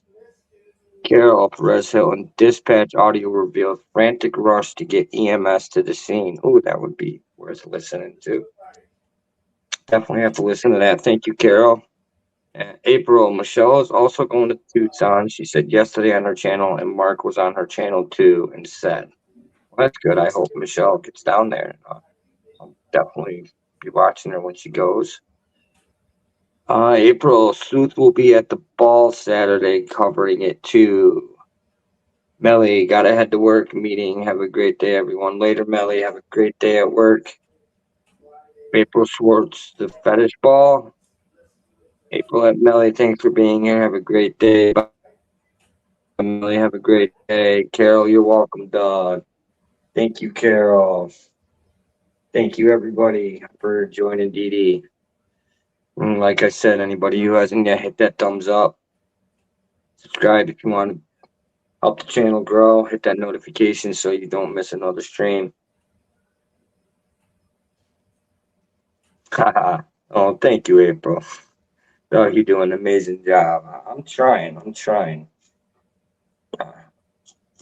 always working on some other things. I do have another case that we haven't talked about either that I'd like to run by Dog. So it's a little bit of an older case, but it's got some underlining serious issues, and that's of Janiyah McMichaels out of Gary, Indiana. She was 13 years old when she went missing. Supposedly, she was pregnant, allegedly by her mother's boyfriend. And there just was never a search done. There was no Amber Alert done on this poor girl. She's never been found. And I have a friend of mine, Pebbles, from Missing Lost in Traffic, that's trying to get a petition signed because the Ohio Search and Rescue Team has offered their free services in searching the river, where an inmate says that he heard that that's where Janiyah was put. And yeah, it's just another case. If you haven't heard about Janiyah McMichaels, it's a shame, the disinjustice that she's been giving. And yeah, it's just another case that I've been following. And like I said, I work with Pebbles from MLAT. So if you're interested and you want to sign the petition, help us find Janiyah, get her some justice, it would be greatly appreciated. And what else? What's everybody else got to say? What y'all think? Anything new? Anybody hear anything about Perez? Like, what was he saying? I know you said that he was saying stuff. He was talking about God, and it had some link to Blake Lively. Is that what I'm understanding? Obviously, I know nothing about it, so y'all are my first-hand knowledge. Like, Dog is on his way back. Sorry, buddy. You're good, Dog. You're good. I was just telling him about another case that I've been following, the Janiyah McMichaels case that maybe we can do a look into. And who was it? Janiyah out of Gary, Indiana. Janiyah? Janiyah McMichaels, yeah. She's been missing for 3 years. JANIYAEH. So yeah, she was 13 out of Gary and she went missing. Supposedly she was pregnant by her mother's boyfriend, allegedly. And when she went missing, there was never an Amber Alert. There was never really any searching done by the police there in Gary. There's never really been anything. And Pebbles of Missing Lost in Traffic is trying to get a petition signed right now because the Ohio Search and Rescue Team has offered free services to go and search the river where an inmate said that somebody told them that Janiyah was put. Got you. So they're trying to look for this poor girl. She's just never gotten the coverage, like not even an Amber Alert at 13 years old. And it's just mind-blowing to me that she just didn't get any kind of investigation. And even when the family, like the grandmother, she went to search, like in the beginning, there was people that drove by and shot at them for searching. Really? Yeah. So it's really just a deep, twisted case that has a lot of pieces that just didn't. What's her last name? McMichael. McMichael. Yep. I'll have to look around on that one too. Absolutely. That sounds good, brother. Wow. I can't, that's hard to, I mean, that's hard to imagine that they wouldn't even look into that. Nothing. Wow. April Salute will be at the ball Saturday, covering it too. The fetish ball. Melly, gotta head to work. You take care, Melly. Be safe. Thank you for being here. Yeah, thinking about maybe he's going to be outside, right? So if Sleuth is going to be outside, who knows? Maybe we'll go on live during that time, kind of see what's going on. What do y'all think? Yeah, that'd be cool. We go live, kind of see what's going on over there. That would be pretty good, I think. That would be cool. Because he would probably be going live at about, I'm guessing, anywhere from 6 to 7, maybe. Doug, April said, when did she disappear? It was 3 years ago, so it was either the end of 22 or the beginning of 2023. I don't have my notes in front of me. Got you. But it was just over 3 years ago, so she'd be 16 right now. Wow. With a three-year-old baby. You almost kind of like that Revis case. Yeah. It's sad. No doubt. I'll definitely look into that with you, bud. Absolutely. Yeah, that fetish ball, that would be interesting to go ahead and do a live, see what who comes through there, if at all possible. Who knows? We could see Nanos. Yeah, maybe. Could see Nanos and his assless chaps. Mojito will probably be there most definitely. We could see Mojito.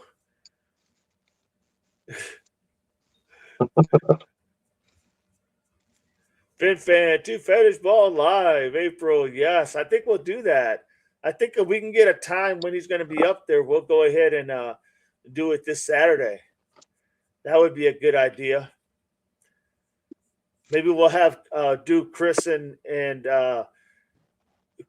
Doug and myself. We'll do a panel live, and then have everybody, all the devil pups in the house. Watch some paperback exchange books and stuff. Yeah, it would be interesting. Let's plan on that on Saturday, everybody. I'm not sure what time it's going to get, but if we get a time, we'll plan on that time to go ahead and do that. That'd be interesting. Fin Fan, go inside. Yeah, if Sleuth goes inside, yeah, we'll follow wherever he goes. That would be very interesting. I like that. Yeah, only if they allow pew-pews, because Sleuth ain't going nowhere without. Oh, true. His pew-pew. That is true. I don't blame him. I wouldn't even go to these places, man. There's no way in heck I would go to that place. Nope. Don't forget your leather chaps, your assless chaps. Says Fin Fan. I threw the assless.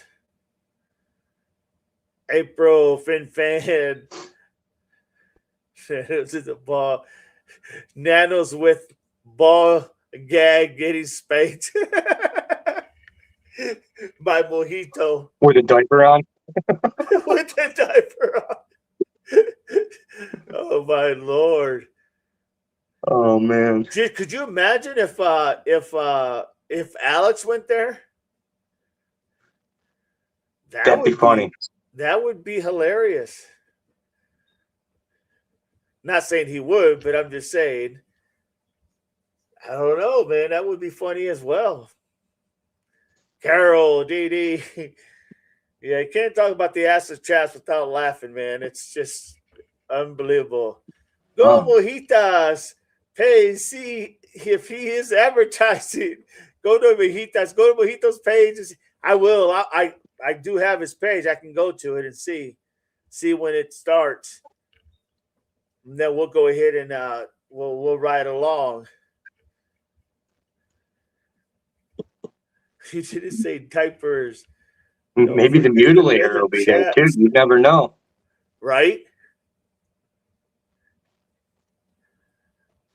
They wouldn't be assless if I was wearing them. They'd be nothing but ass, bro. Oh, I'm sorry, Doug. Okay, I got you. Fin Fan said I didn't say diapers. I did. Yeah, that's why. Okay, yeah, I was gonna say. I know somebody did. Yeah, we need a safe word. Pima's the safe word. Good call, Finn. No doubt. No doubt. Without a doubt. But that's really the only cases I think we got going on. Not that it's not a lot. It's a lot of cases. It's just, and we had that blew my mind with Johanna Ruth Shields up there in Carlsbad. That case we Yeah. were talking about there, where she was found in the water, unclothed, and everything looked so suspicious. And then they came out with something about her being passing from withdrawals from alcohol. Yeah. That is crazy. I do want to say something about that case. Go ahead. The first thing that struck me as weird is somebody that's going through alcohol withdrawals decides to go on a very extreme hike when they're already going through DTs and knowing that it's going to cause extra sweats. And I mean, that could have been part of it. But my question is, was there blood found on the clothes? Like, did the head injury happen outside of the water? The blood gets on her clothes, and maybe that was the reason she goes into the water, where she then has the DTs or whatever. Maybe she fell like prior going up to that. Like, there's some more details that weren't being released there. Oh, I agree. There's blood outside of the water. And maybe the head injury is what caused her to go into the water to clean up. That's still, I find it hard to believe that that's what they came up with. That's why I think there's more. I feel like there's more evidence. It's difficult to believe that. Especially if the water was really cold and it was really hot outside and you're going through DT, she could have immediately went into shock. True. Just passed out and drowned. Like, there's got to be more evidence that they're just not telling us about for them to come to that determination based upon what they did. I agree. It doesn't make sense. Totally there's more agree. there. I've never liked. I mean, I know it's not about what I like, but I mean, I never believed that was all it was. It just sounded too out of the ordinary. You know what I mean? Is when you think of, like, even when we're talking about some things that could have happened here or there on different cases, we're like, well, that's a little bit out there. No, that one is way out there. That was way out there. The determination's way out there. You don't hear that. She passed from alcohol withdrawals. Like, that's just. I mean, how did you even come? I mean, I get it. They said that they talked to the family, but everything that I read, and I did a lot on that case, everything that I read, everything that I documented, no one ever talked about. Even now, they did say she went through depression stages, where she was depressed at times, but nothing more than that. And now, kind of find out she was, for better luck or worse, an alcoholic. She was trying to quit or had withdrawals. That is just crazy. It is possible that law enforcement is using the family's recollection of her conditions, and they use that as part of their determination. So if the that's the only thing. Family saying she has mental health issues and she was detoxing and she was an alcoholic, that definitely would point them in that direction. Right. So yep. Yeah, the family, and it could be wrong. It could just be the family saying this. So they use that in the determination at the medical examiner's office because they're going to consider all the facts that they know. So if there's nothing pointing to foul play or any other thing, then that's the most logical explanation. They could have said, the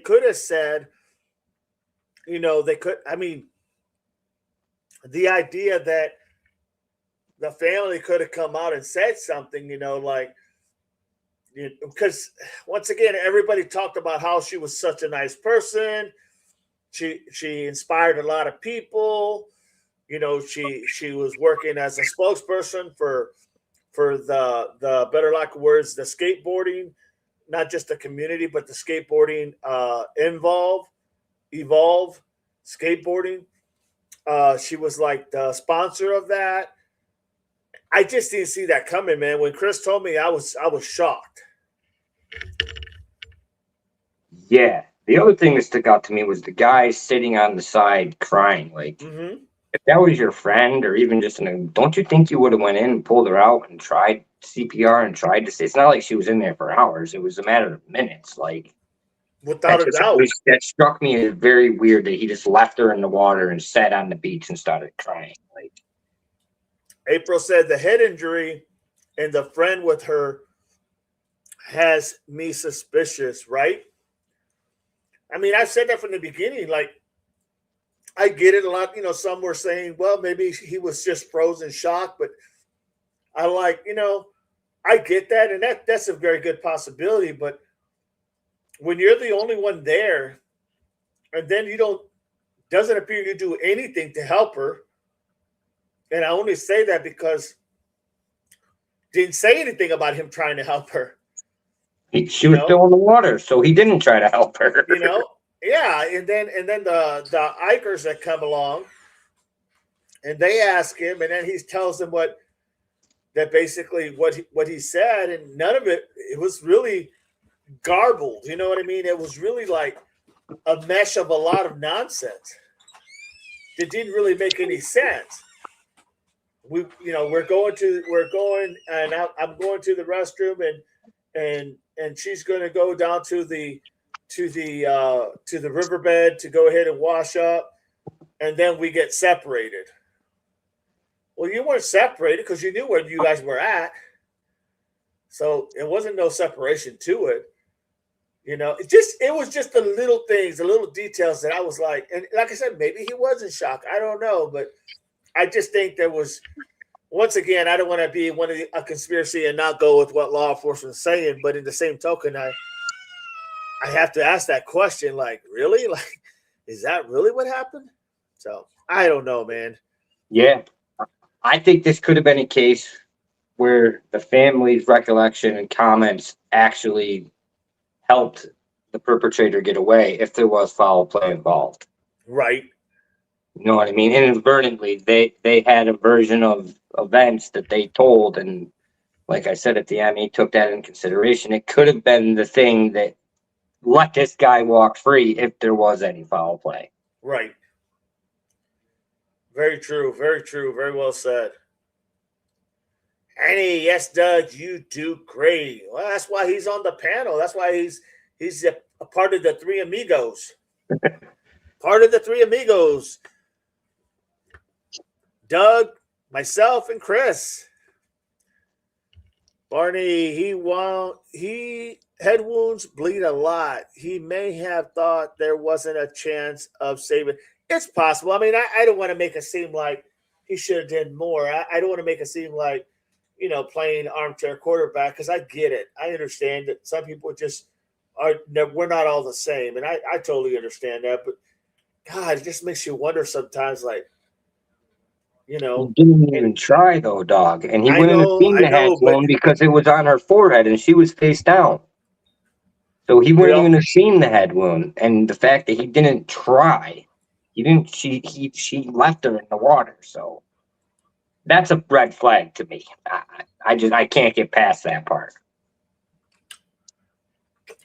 Very good point, April. I would not wash up in front of a man except my husband, too. So that is weird, in my opinion. Maybe a relationship we don't know about. It's very possible. And I do know that people who are outdoorsy people, the people that like to do the camping and the hiking and all that, they're not really like, there's no shame there for this. And it's not anything bad. It's just they're one of these free-spirited type of people that like to be outdoors. So to jump in a pond or a river or a lake and just throw off the clothes and go swimming, I don't think that's unusual especially living out here in the Midwest, I can see that people do that quite often. It was just the way her body was, how her body was, and then like you're there 1 minute and now you're gone, and there's no, I don't know, it just doesn't make sense to me. It really truly doesn't make sense. Carol says Three Amigos shenanigans. You got that right. Oh, I'm back. Kiki Khan, morning everyone. Morning, Kiki Khan. Annie, I worked in a bar for 40 years and I have seen women do some pretty nutty things. Oh, I bet. I don't surprise me, Annie, without a doubt. I tell you what, I've been overseas and I've seen some jarheads, some other Marines do some really crazy, nasty things as well. Without a doubt. Yeah, stuff that they'd ban us from YouTube if I was to talk about it, no doubt about it. Absolutely. Huh? Absolutely. You're banned. I'm telling you. April says, I live in a bubble, laughing aloud at old school. I get you, but I'll tell you what, I thought I lived in a Bible until I went to the Marine Corps, and then I found out, oh my God, like this is like crazy. The things you do when, even in the Marine Corps, when you're young and dumb, you're just like, really? But yeah, the chances you take, oh gosh, like I said, I don't even know where to start with that.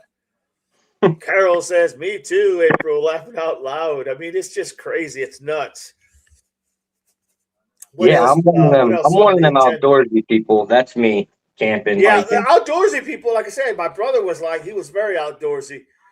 And he wouldn't just go and jump in a pool and all this kind of stuff. But I mean, it wasn't like he was, he was just outdoorsy. He liked to camp out with his kids, with his friends, He had 3 boys. They would always go camping.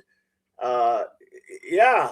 Matter of fact, when I told you guys a while back that I went camping went to the mountains that one time when I had no phone or nothing, I went up there and it was so relaxing. It was with him, my brother, and his 3 boys.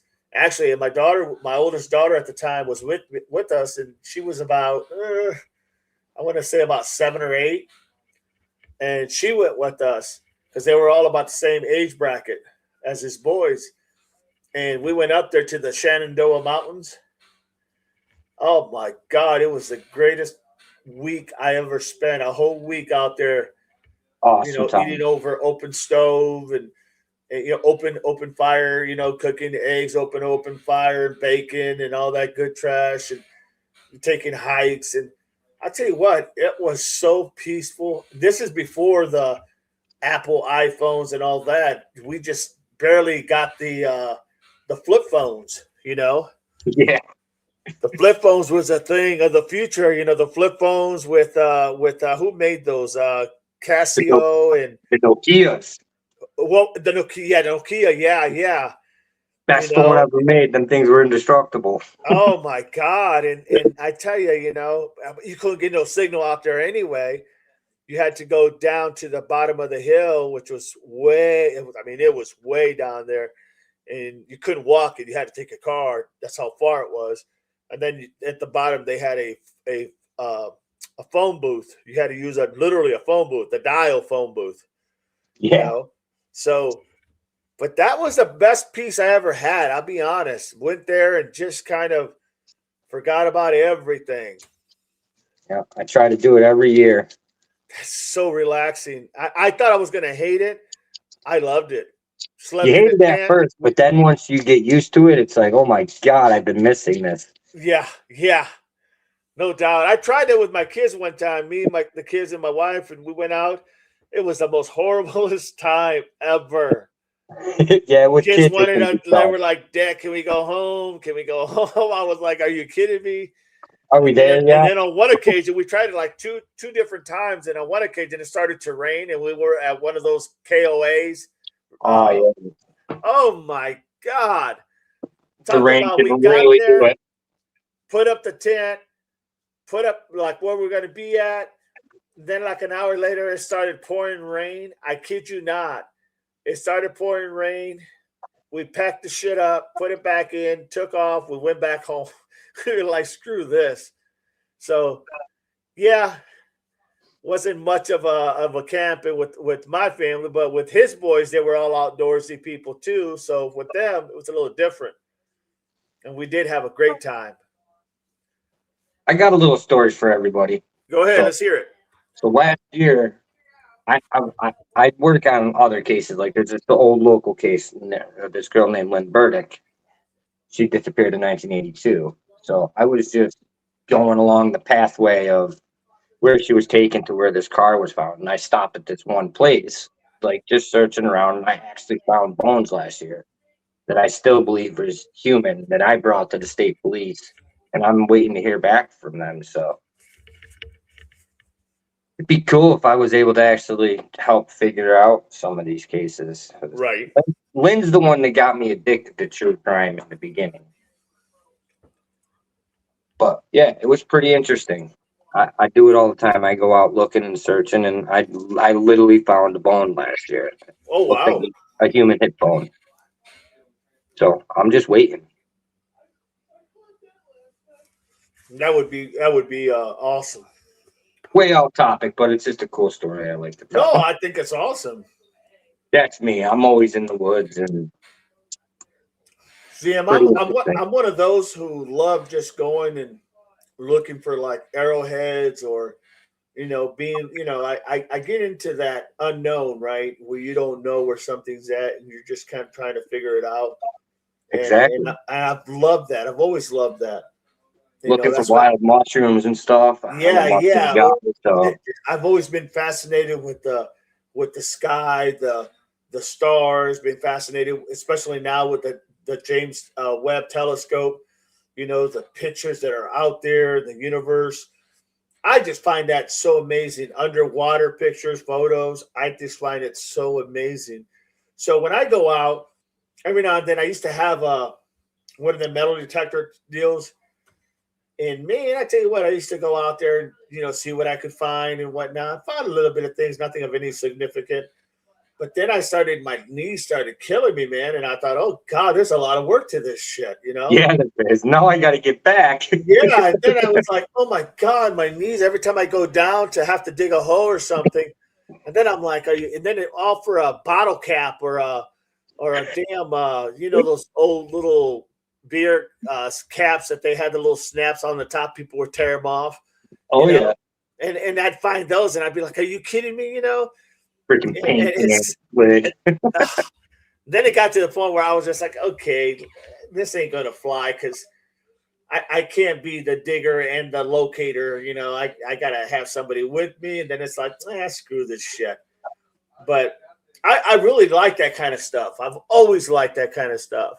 Never know what you're gonna find.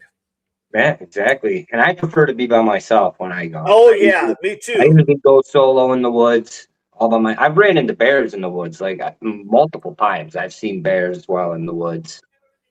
So See, living out here in Ohio, we don't have that, so I never worried about that. But I tell you what, just being out in the creepy forest or the woods, and being in the creepy woods and stuff, you hear all these little branches crackling or moving, and you're like, Jesus, what is out there, And then you think of like Deliverance or Kentucky, or you think of the movie Deliverance, you think of yeah, the hills, you're like, am I in the wrong place? So yeah, I definitely always, that's why I always said, yeah, wherever I go, I carry a pew pew myself because I don't want to ever be caught off guard. But sometimes it's okay, and then sometimes, man, it's just one of those things where you wonder, like, what the hell? Like, is it even worth it anymore? So, but I really do find it fascinating. I really do. shame. I'm Very There was fascinating. another time I found this like all this witchcraft stuff. It looked like someone had a seance and they Oh left it in the wow. middle of the woods. So my dumbass decided, well, I'm just gonna make a camp right here and I'm gonna spend the night out here. So I built myself a little shelter and made a little fire out of rocks and stuff, and I spent the night out there, and it was creepy. the coy dogs, I could hear them closing in on me all around me. And in the middle of the woods, no lights, no weapons, just me and myself and I on a, where supposedly a witch seance happened. It was creepy, but it was cool. I love that stuff. I absolutely love it. I told you guys about the. So I had this one kid when I was working in law enforcement, and he was definitely into the cult, the sacrificing of animals and whatnot. Mm-hmm. I just call it devil worshippers, what I always call it.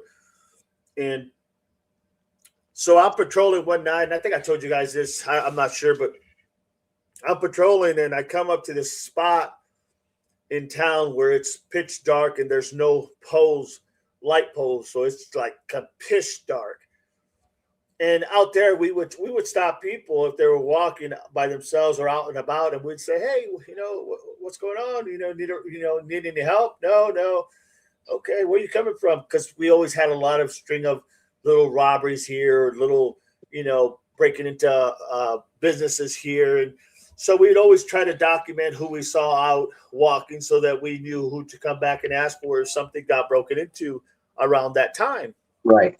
And so I pull out I roll down my window and I'm like, "What's going on, bud?" And he's like, "Hey, how you doing, officer?" But he's like, not really like, let me rephrase that. He's not like being joyful. He doesn't like the fact that I stopped. But when I said, "Hey, what's going on, bud?" he kind of gave me that look and was like, hey, officer. But he had that look like, I don't want to make eye contact. Yeah. And I'm like, okay. He was all dressed in black.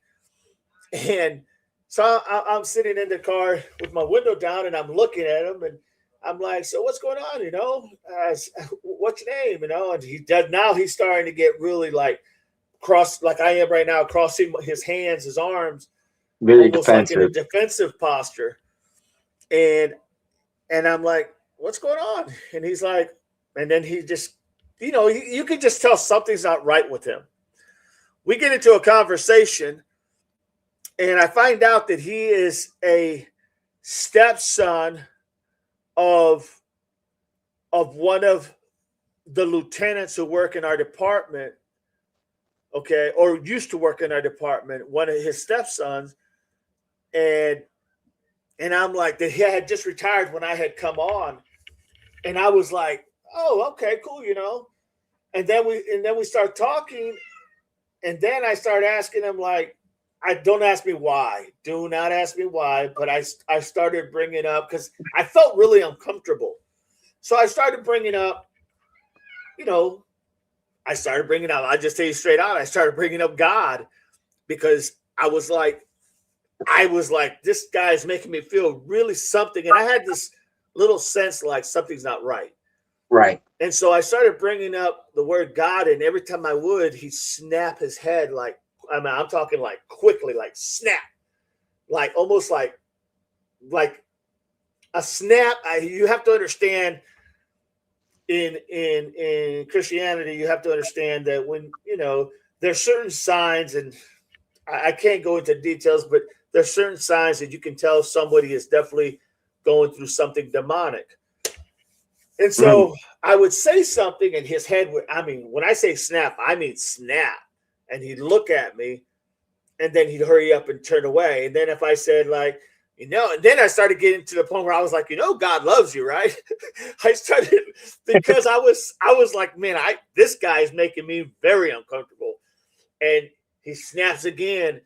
So long story short, I said, "What's going on, man? Tell me what's happening." Because he seemed really bothered as well.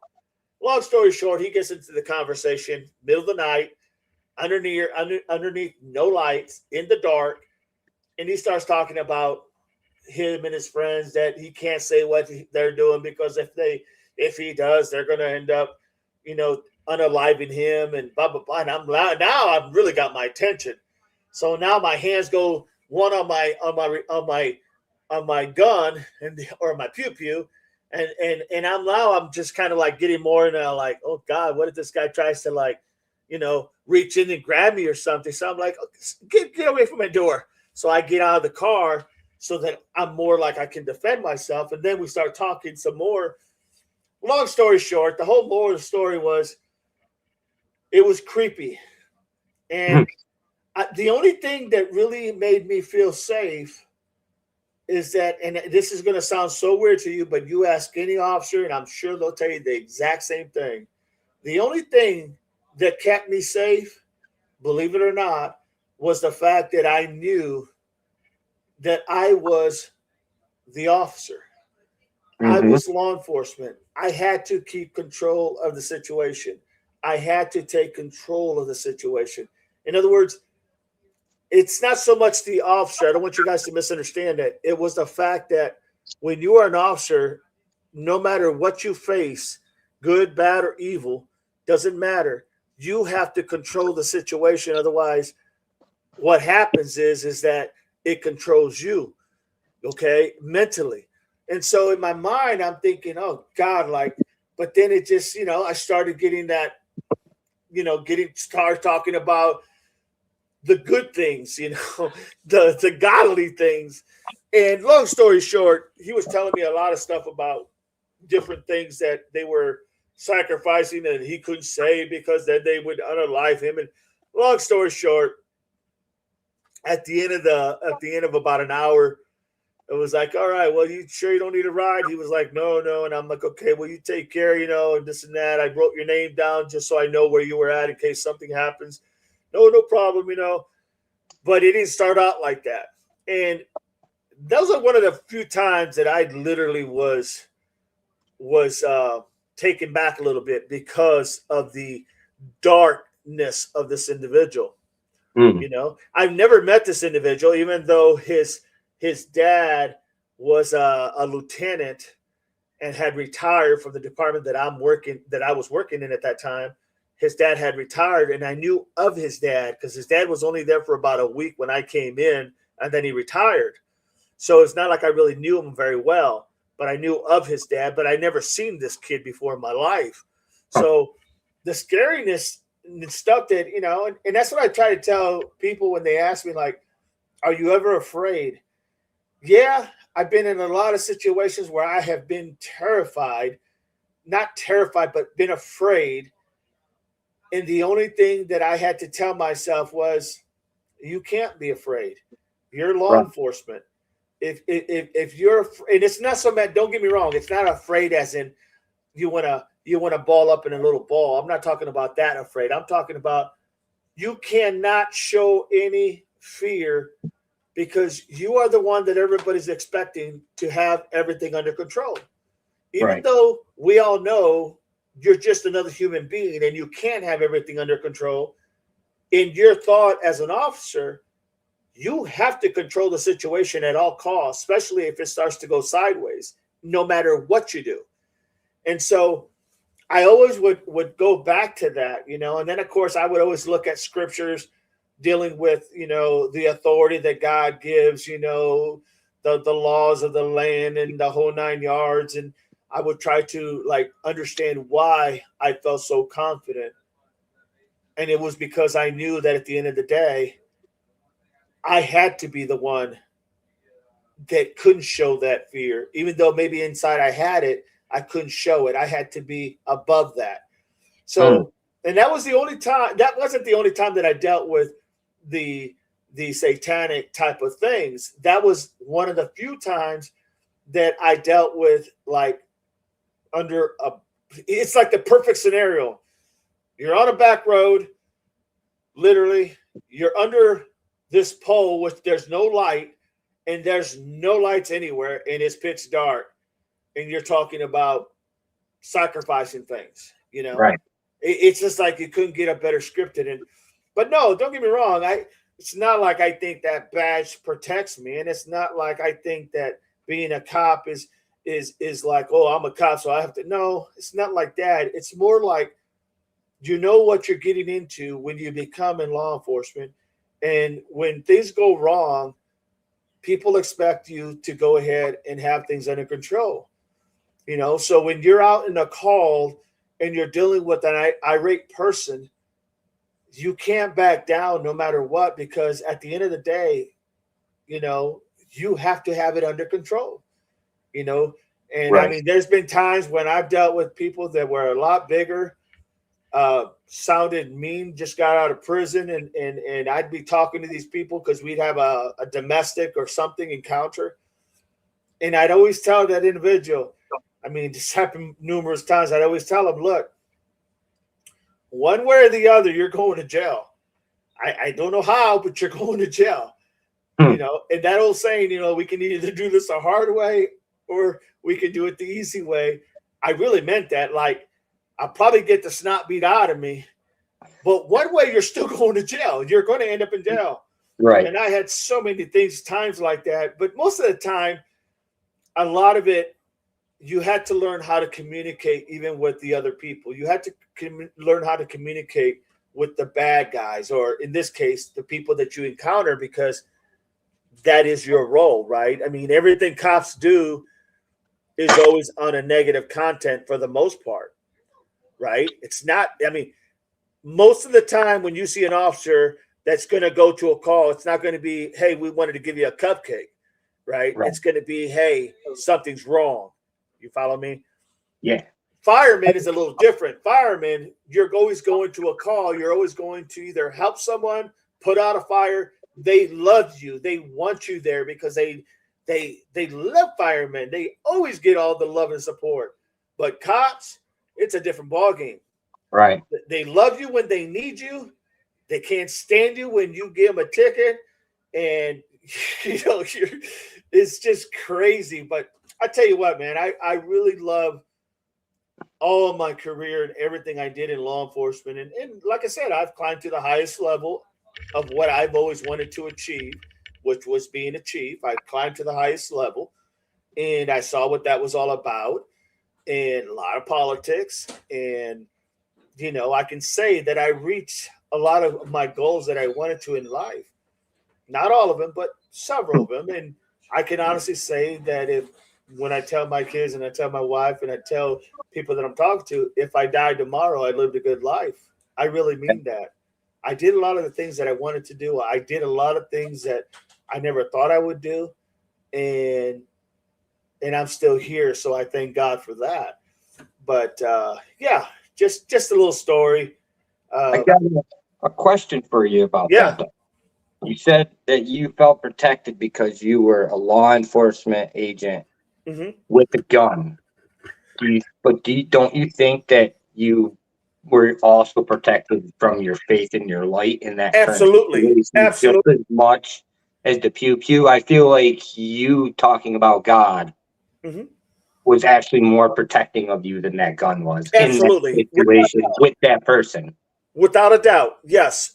Because I knew deep down first of all, I knew a part of me was I've always had my belief in my faith. Now, people say that loosely, like, oh, I have a lot of faith. Well, you know, the Bible talks about if you had the amount of faith to move a mountain, you could tell the mountain to move and it'd move, right? I don't see anybody moving mountains, okay? Let's be honest.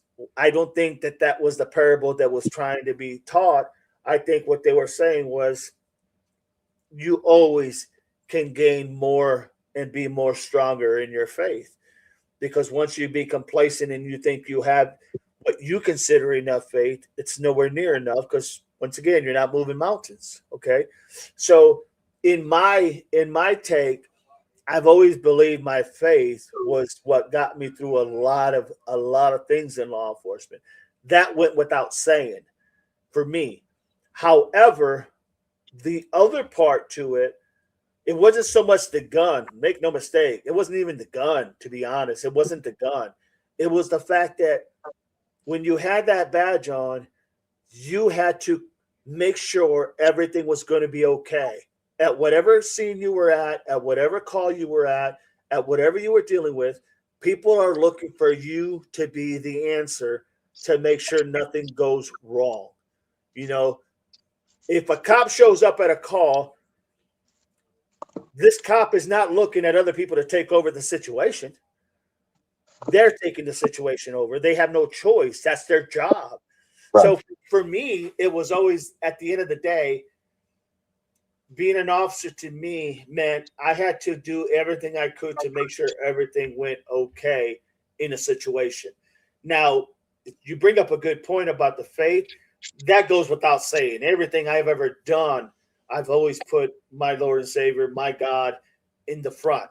Okay, I won't do anything without my faith, my belief. Okay, but I will say that the other element to that is when you are in law enforcement, you can't be afraid of the unknown. You can't be afraid of the demons. You can't be afraid of the darkness. You can't be afraid of certain things because you know what? You're going to encounter that.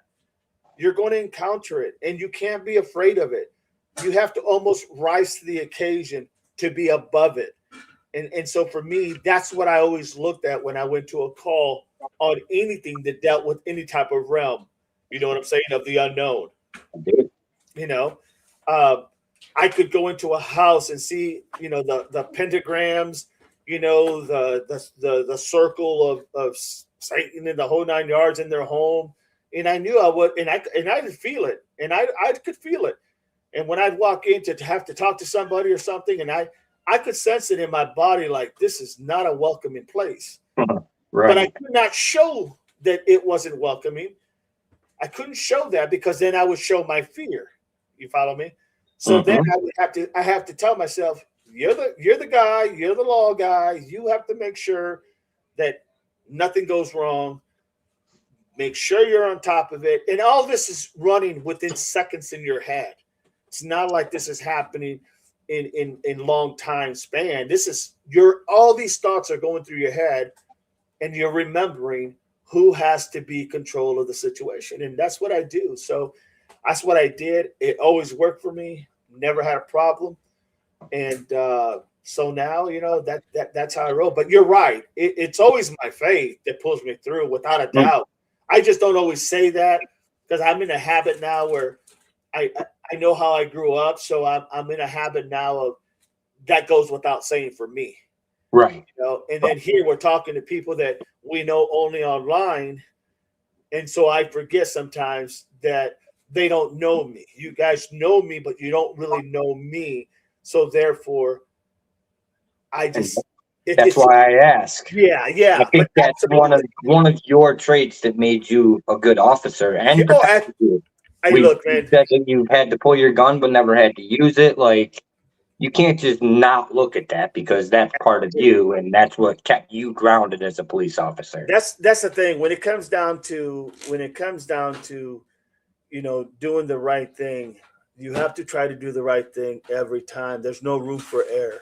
There's no room for mistakes. Your life could be on the line at any given moment. Or somebody else's life, your life or somebody else's. And then that means your life is ruined, right? Making mistakes. So there was no room for error. And I really respected that.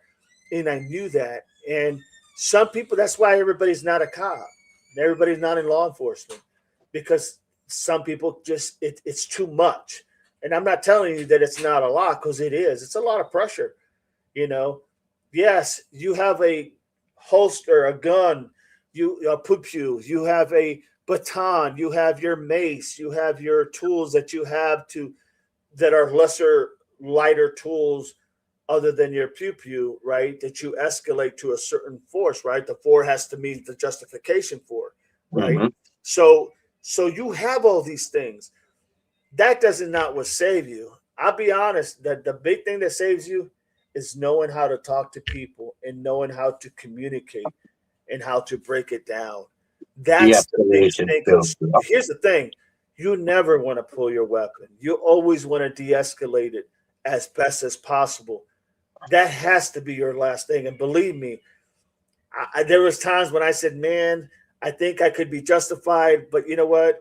If I'm going to get in a knockdown, drag out, I better, and this is why I'm a cop, I'm saying I better just go ahead and go that route than do what I probably would be justified to do because I just don't want to deal with it. I don't want to deal with the headaches. So it's just like, do what you got to do. And, I've had those encounters, but all to say, man, I really love my profession. I am not just pro police. I love police. I just don't like the bad ones. I just don't like the ones that defy what you represent. You know what I'm saying? the ones that abuse their power. I don't Yep. like that. So They ruin it for everybody. they ruin it for everybody. They give that bad stigma for everybody. And it's just not something that I welcome. And it's not something, I'm not one of these individuals that I can just sit back, bite my tongue, and not say nothing. Now, here on this live with you guys, love you all. But there's sometimes when somebody will come in the channel, you have no idea how hard it is for me not to say what I really want to say. When people come in here and they start being ignorant, or they start being belligerent, or they just start being, pity party, my life is ruined, my life is so horrible, I had a horrible life. Well, welcome to the world, my friend. Everybody's had some bad things in life, Mhm. So no one wants to hear all that. We deal enough negativity talking about crimes. I don't need to hear anybody else's crime or problems or when they were arrested or this, that, and the other. You know what I'm saying? We got enough of that. We don't need it anymore. So the world owes me. No, the world don't owe you nothing. You get out of life what you put into life. You make yourself what you want to be. You excel because that's what you want to get out of life. Okay. I've always been taught that, and I've always busted my ass more so than most because I wanted to get to that next level, in whatever it was in life, military, policing, engineering, you name it, but that's just how I was raised, and so on here, I have to be careful not to offend anybody. And then when I get called out like, oh, you're offending me, that was really rude. Well, now I have to go ahead and set the record straight. No, it's not that I'm rude. It's just that you don't know how to talk. You don't know how to communicate. The things that you're saying are so, how can I say, so disrespectful that it's not even worth my time, But I have learned over the years putting things in check, because the reality is that that's really, I don't like to be at that stage in my life where I'm being in that situation. Right. So you all help me, because I don't deal with hardly a lot of things on this live right now or lives in the past with us. I don't deal with any of that.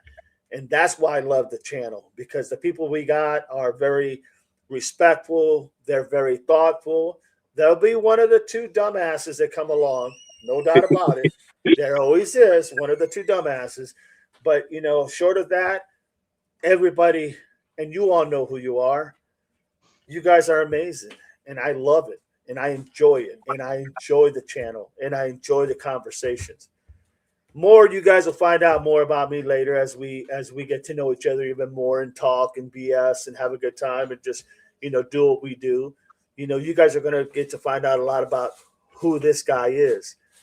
But that's who I am. That's what I'm about. And for better for worse, I think I tried to do the right thing all the time, and we all fall short some of the times. Mhm. That's how it works. All right, April. Be safe. Carol, have a good one. I know I'm really late on all these, but just forgive me for now. April, I love DD stories. April, oh wow, Doug. Bruce, hi Norma. FinFan, DD, you rock. Thank you, FinFan. FinFan, appreciate your service. Thank you so much, FinFan. April, they just found a young man here that went missing in our local river years ago, and it took 5 years to identify him. Shane Workman.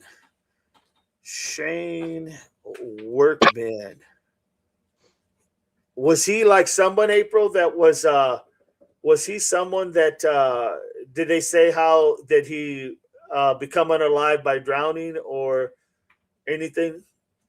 Follow that story and see where it takes you. From Lewistown, PA. Lewistown, PA. Yeah. Interesting. Bruce, hi FinFan. How are you today? FinFan, finer than a frog's hair, Bruce. Hey, my husband still has Nokia flip phone, and he didn't have a camera on it. That's pretty old, Pam. That's pretty old. He still had the little bird inside that was doing the pecking, making the picture. Bruce, okay. Fan Bruce on the loose. Norma, that's so heartbreaking, April, but I'm glad they identified this young man absolutely for his family, no doubt. Bruce, yes. April, Norma haven't given cause of death yet, but most likely foul play. Definitely look into that.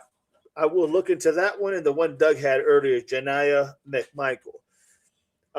April, it's a big case here because never happens around here. Norma, April, hopefully they will be able to find out the cause to bring peace. Rest in peace, Shane, without a doubt. Well said, Norma. Vin fan, Norma, I hope so. Thank you, Norma. You're welcome. April, keep updated, please. Absolutely. I am glad to send DD the article since it's so close to my home. He went missing. Please send me that article, my friend. I would love to see that. Norma, yes, please do, April. Would like to hear more about this case. Norma, thank you, Mods, for doing such an amazing job. Thank you. We have created a family here, and I look forward to seeing you all. Norma, thank you, April. Didi, say you going to jail. You going, laughing out loud. You going to jail. One way or the other, you're going to jail. No doubt about it. Norma, April, did you know the young man, Shane? Norma, no, I know his father. Interesting. Norma, oh wow, April, it had to be hard on him, especially reliving again that they found him. Yes, no doubt about it. Well said. Prayers for you too, April. Annie Bruno, I will see you later. You got it, Annie. You have a great one. April, Facebook.com. April, Norma, the link. Never ever show fear. Somehow I always knew that instinct. Just cannot show fear. Without a doubt, Barney. You can't, because if you do, you lose control of the situation. And that's one thing. It's hard to get back when you lose control of the situation. And I've been there, done that. Feed off of fear. Had to learn the hard way on that one. Mm-hmm. Norma, gotta go, everyone. Blessed day. You got it, Norma. Thank you for being here. Bye, Annie. Have a great day. Bye, Norma. Hopefully, one sentence I'll always say is, when I got arrested, laughing out loud. Bible, red, white, and blues, hearts, April. He went missing 2017 and was found 2025. Years later, identified, lived 2 miles from me. Wow. 2 miles. I wonder what took so long for the identification. No shit.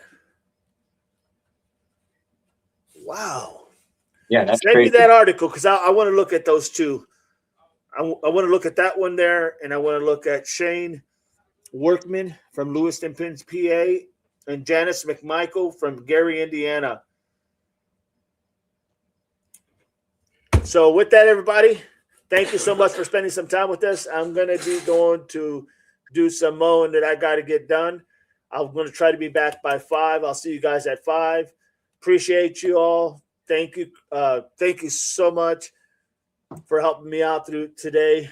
Doug, you do an amazing job, and I'm glad you're a part of this trio, without a doubt. And don't forget to like and subscribe to Doug, Analyze Doug. Don't forget to subscribe to Talking with Chris. And, of course, truly your DD. Don't forget, click the likes, share it, and I'll see you guys here at 5 o'clock, God willing. Yeah, thanks for having me, dog. Semper Fi. You got it, my friend. Semper Fi, my brother. God bless you. God bless. All right. Later, everyone. Take care, everybody. Barney, as always, says, class dismissed. He didn't have much to go on, Doug, is what they are saying. Without a doubt. Without a doubt. Thank you, guys. God bless you all. Thank you for being here. We'll see you guys at 5. It's all common sense, everybody. All common sense.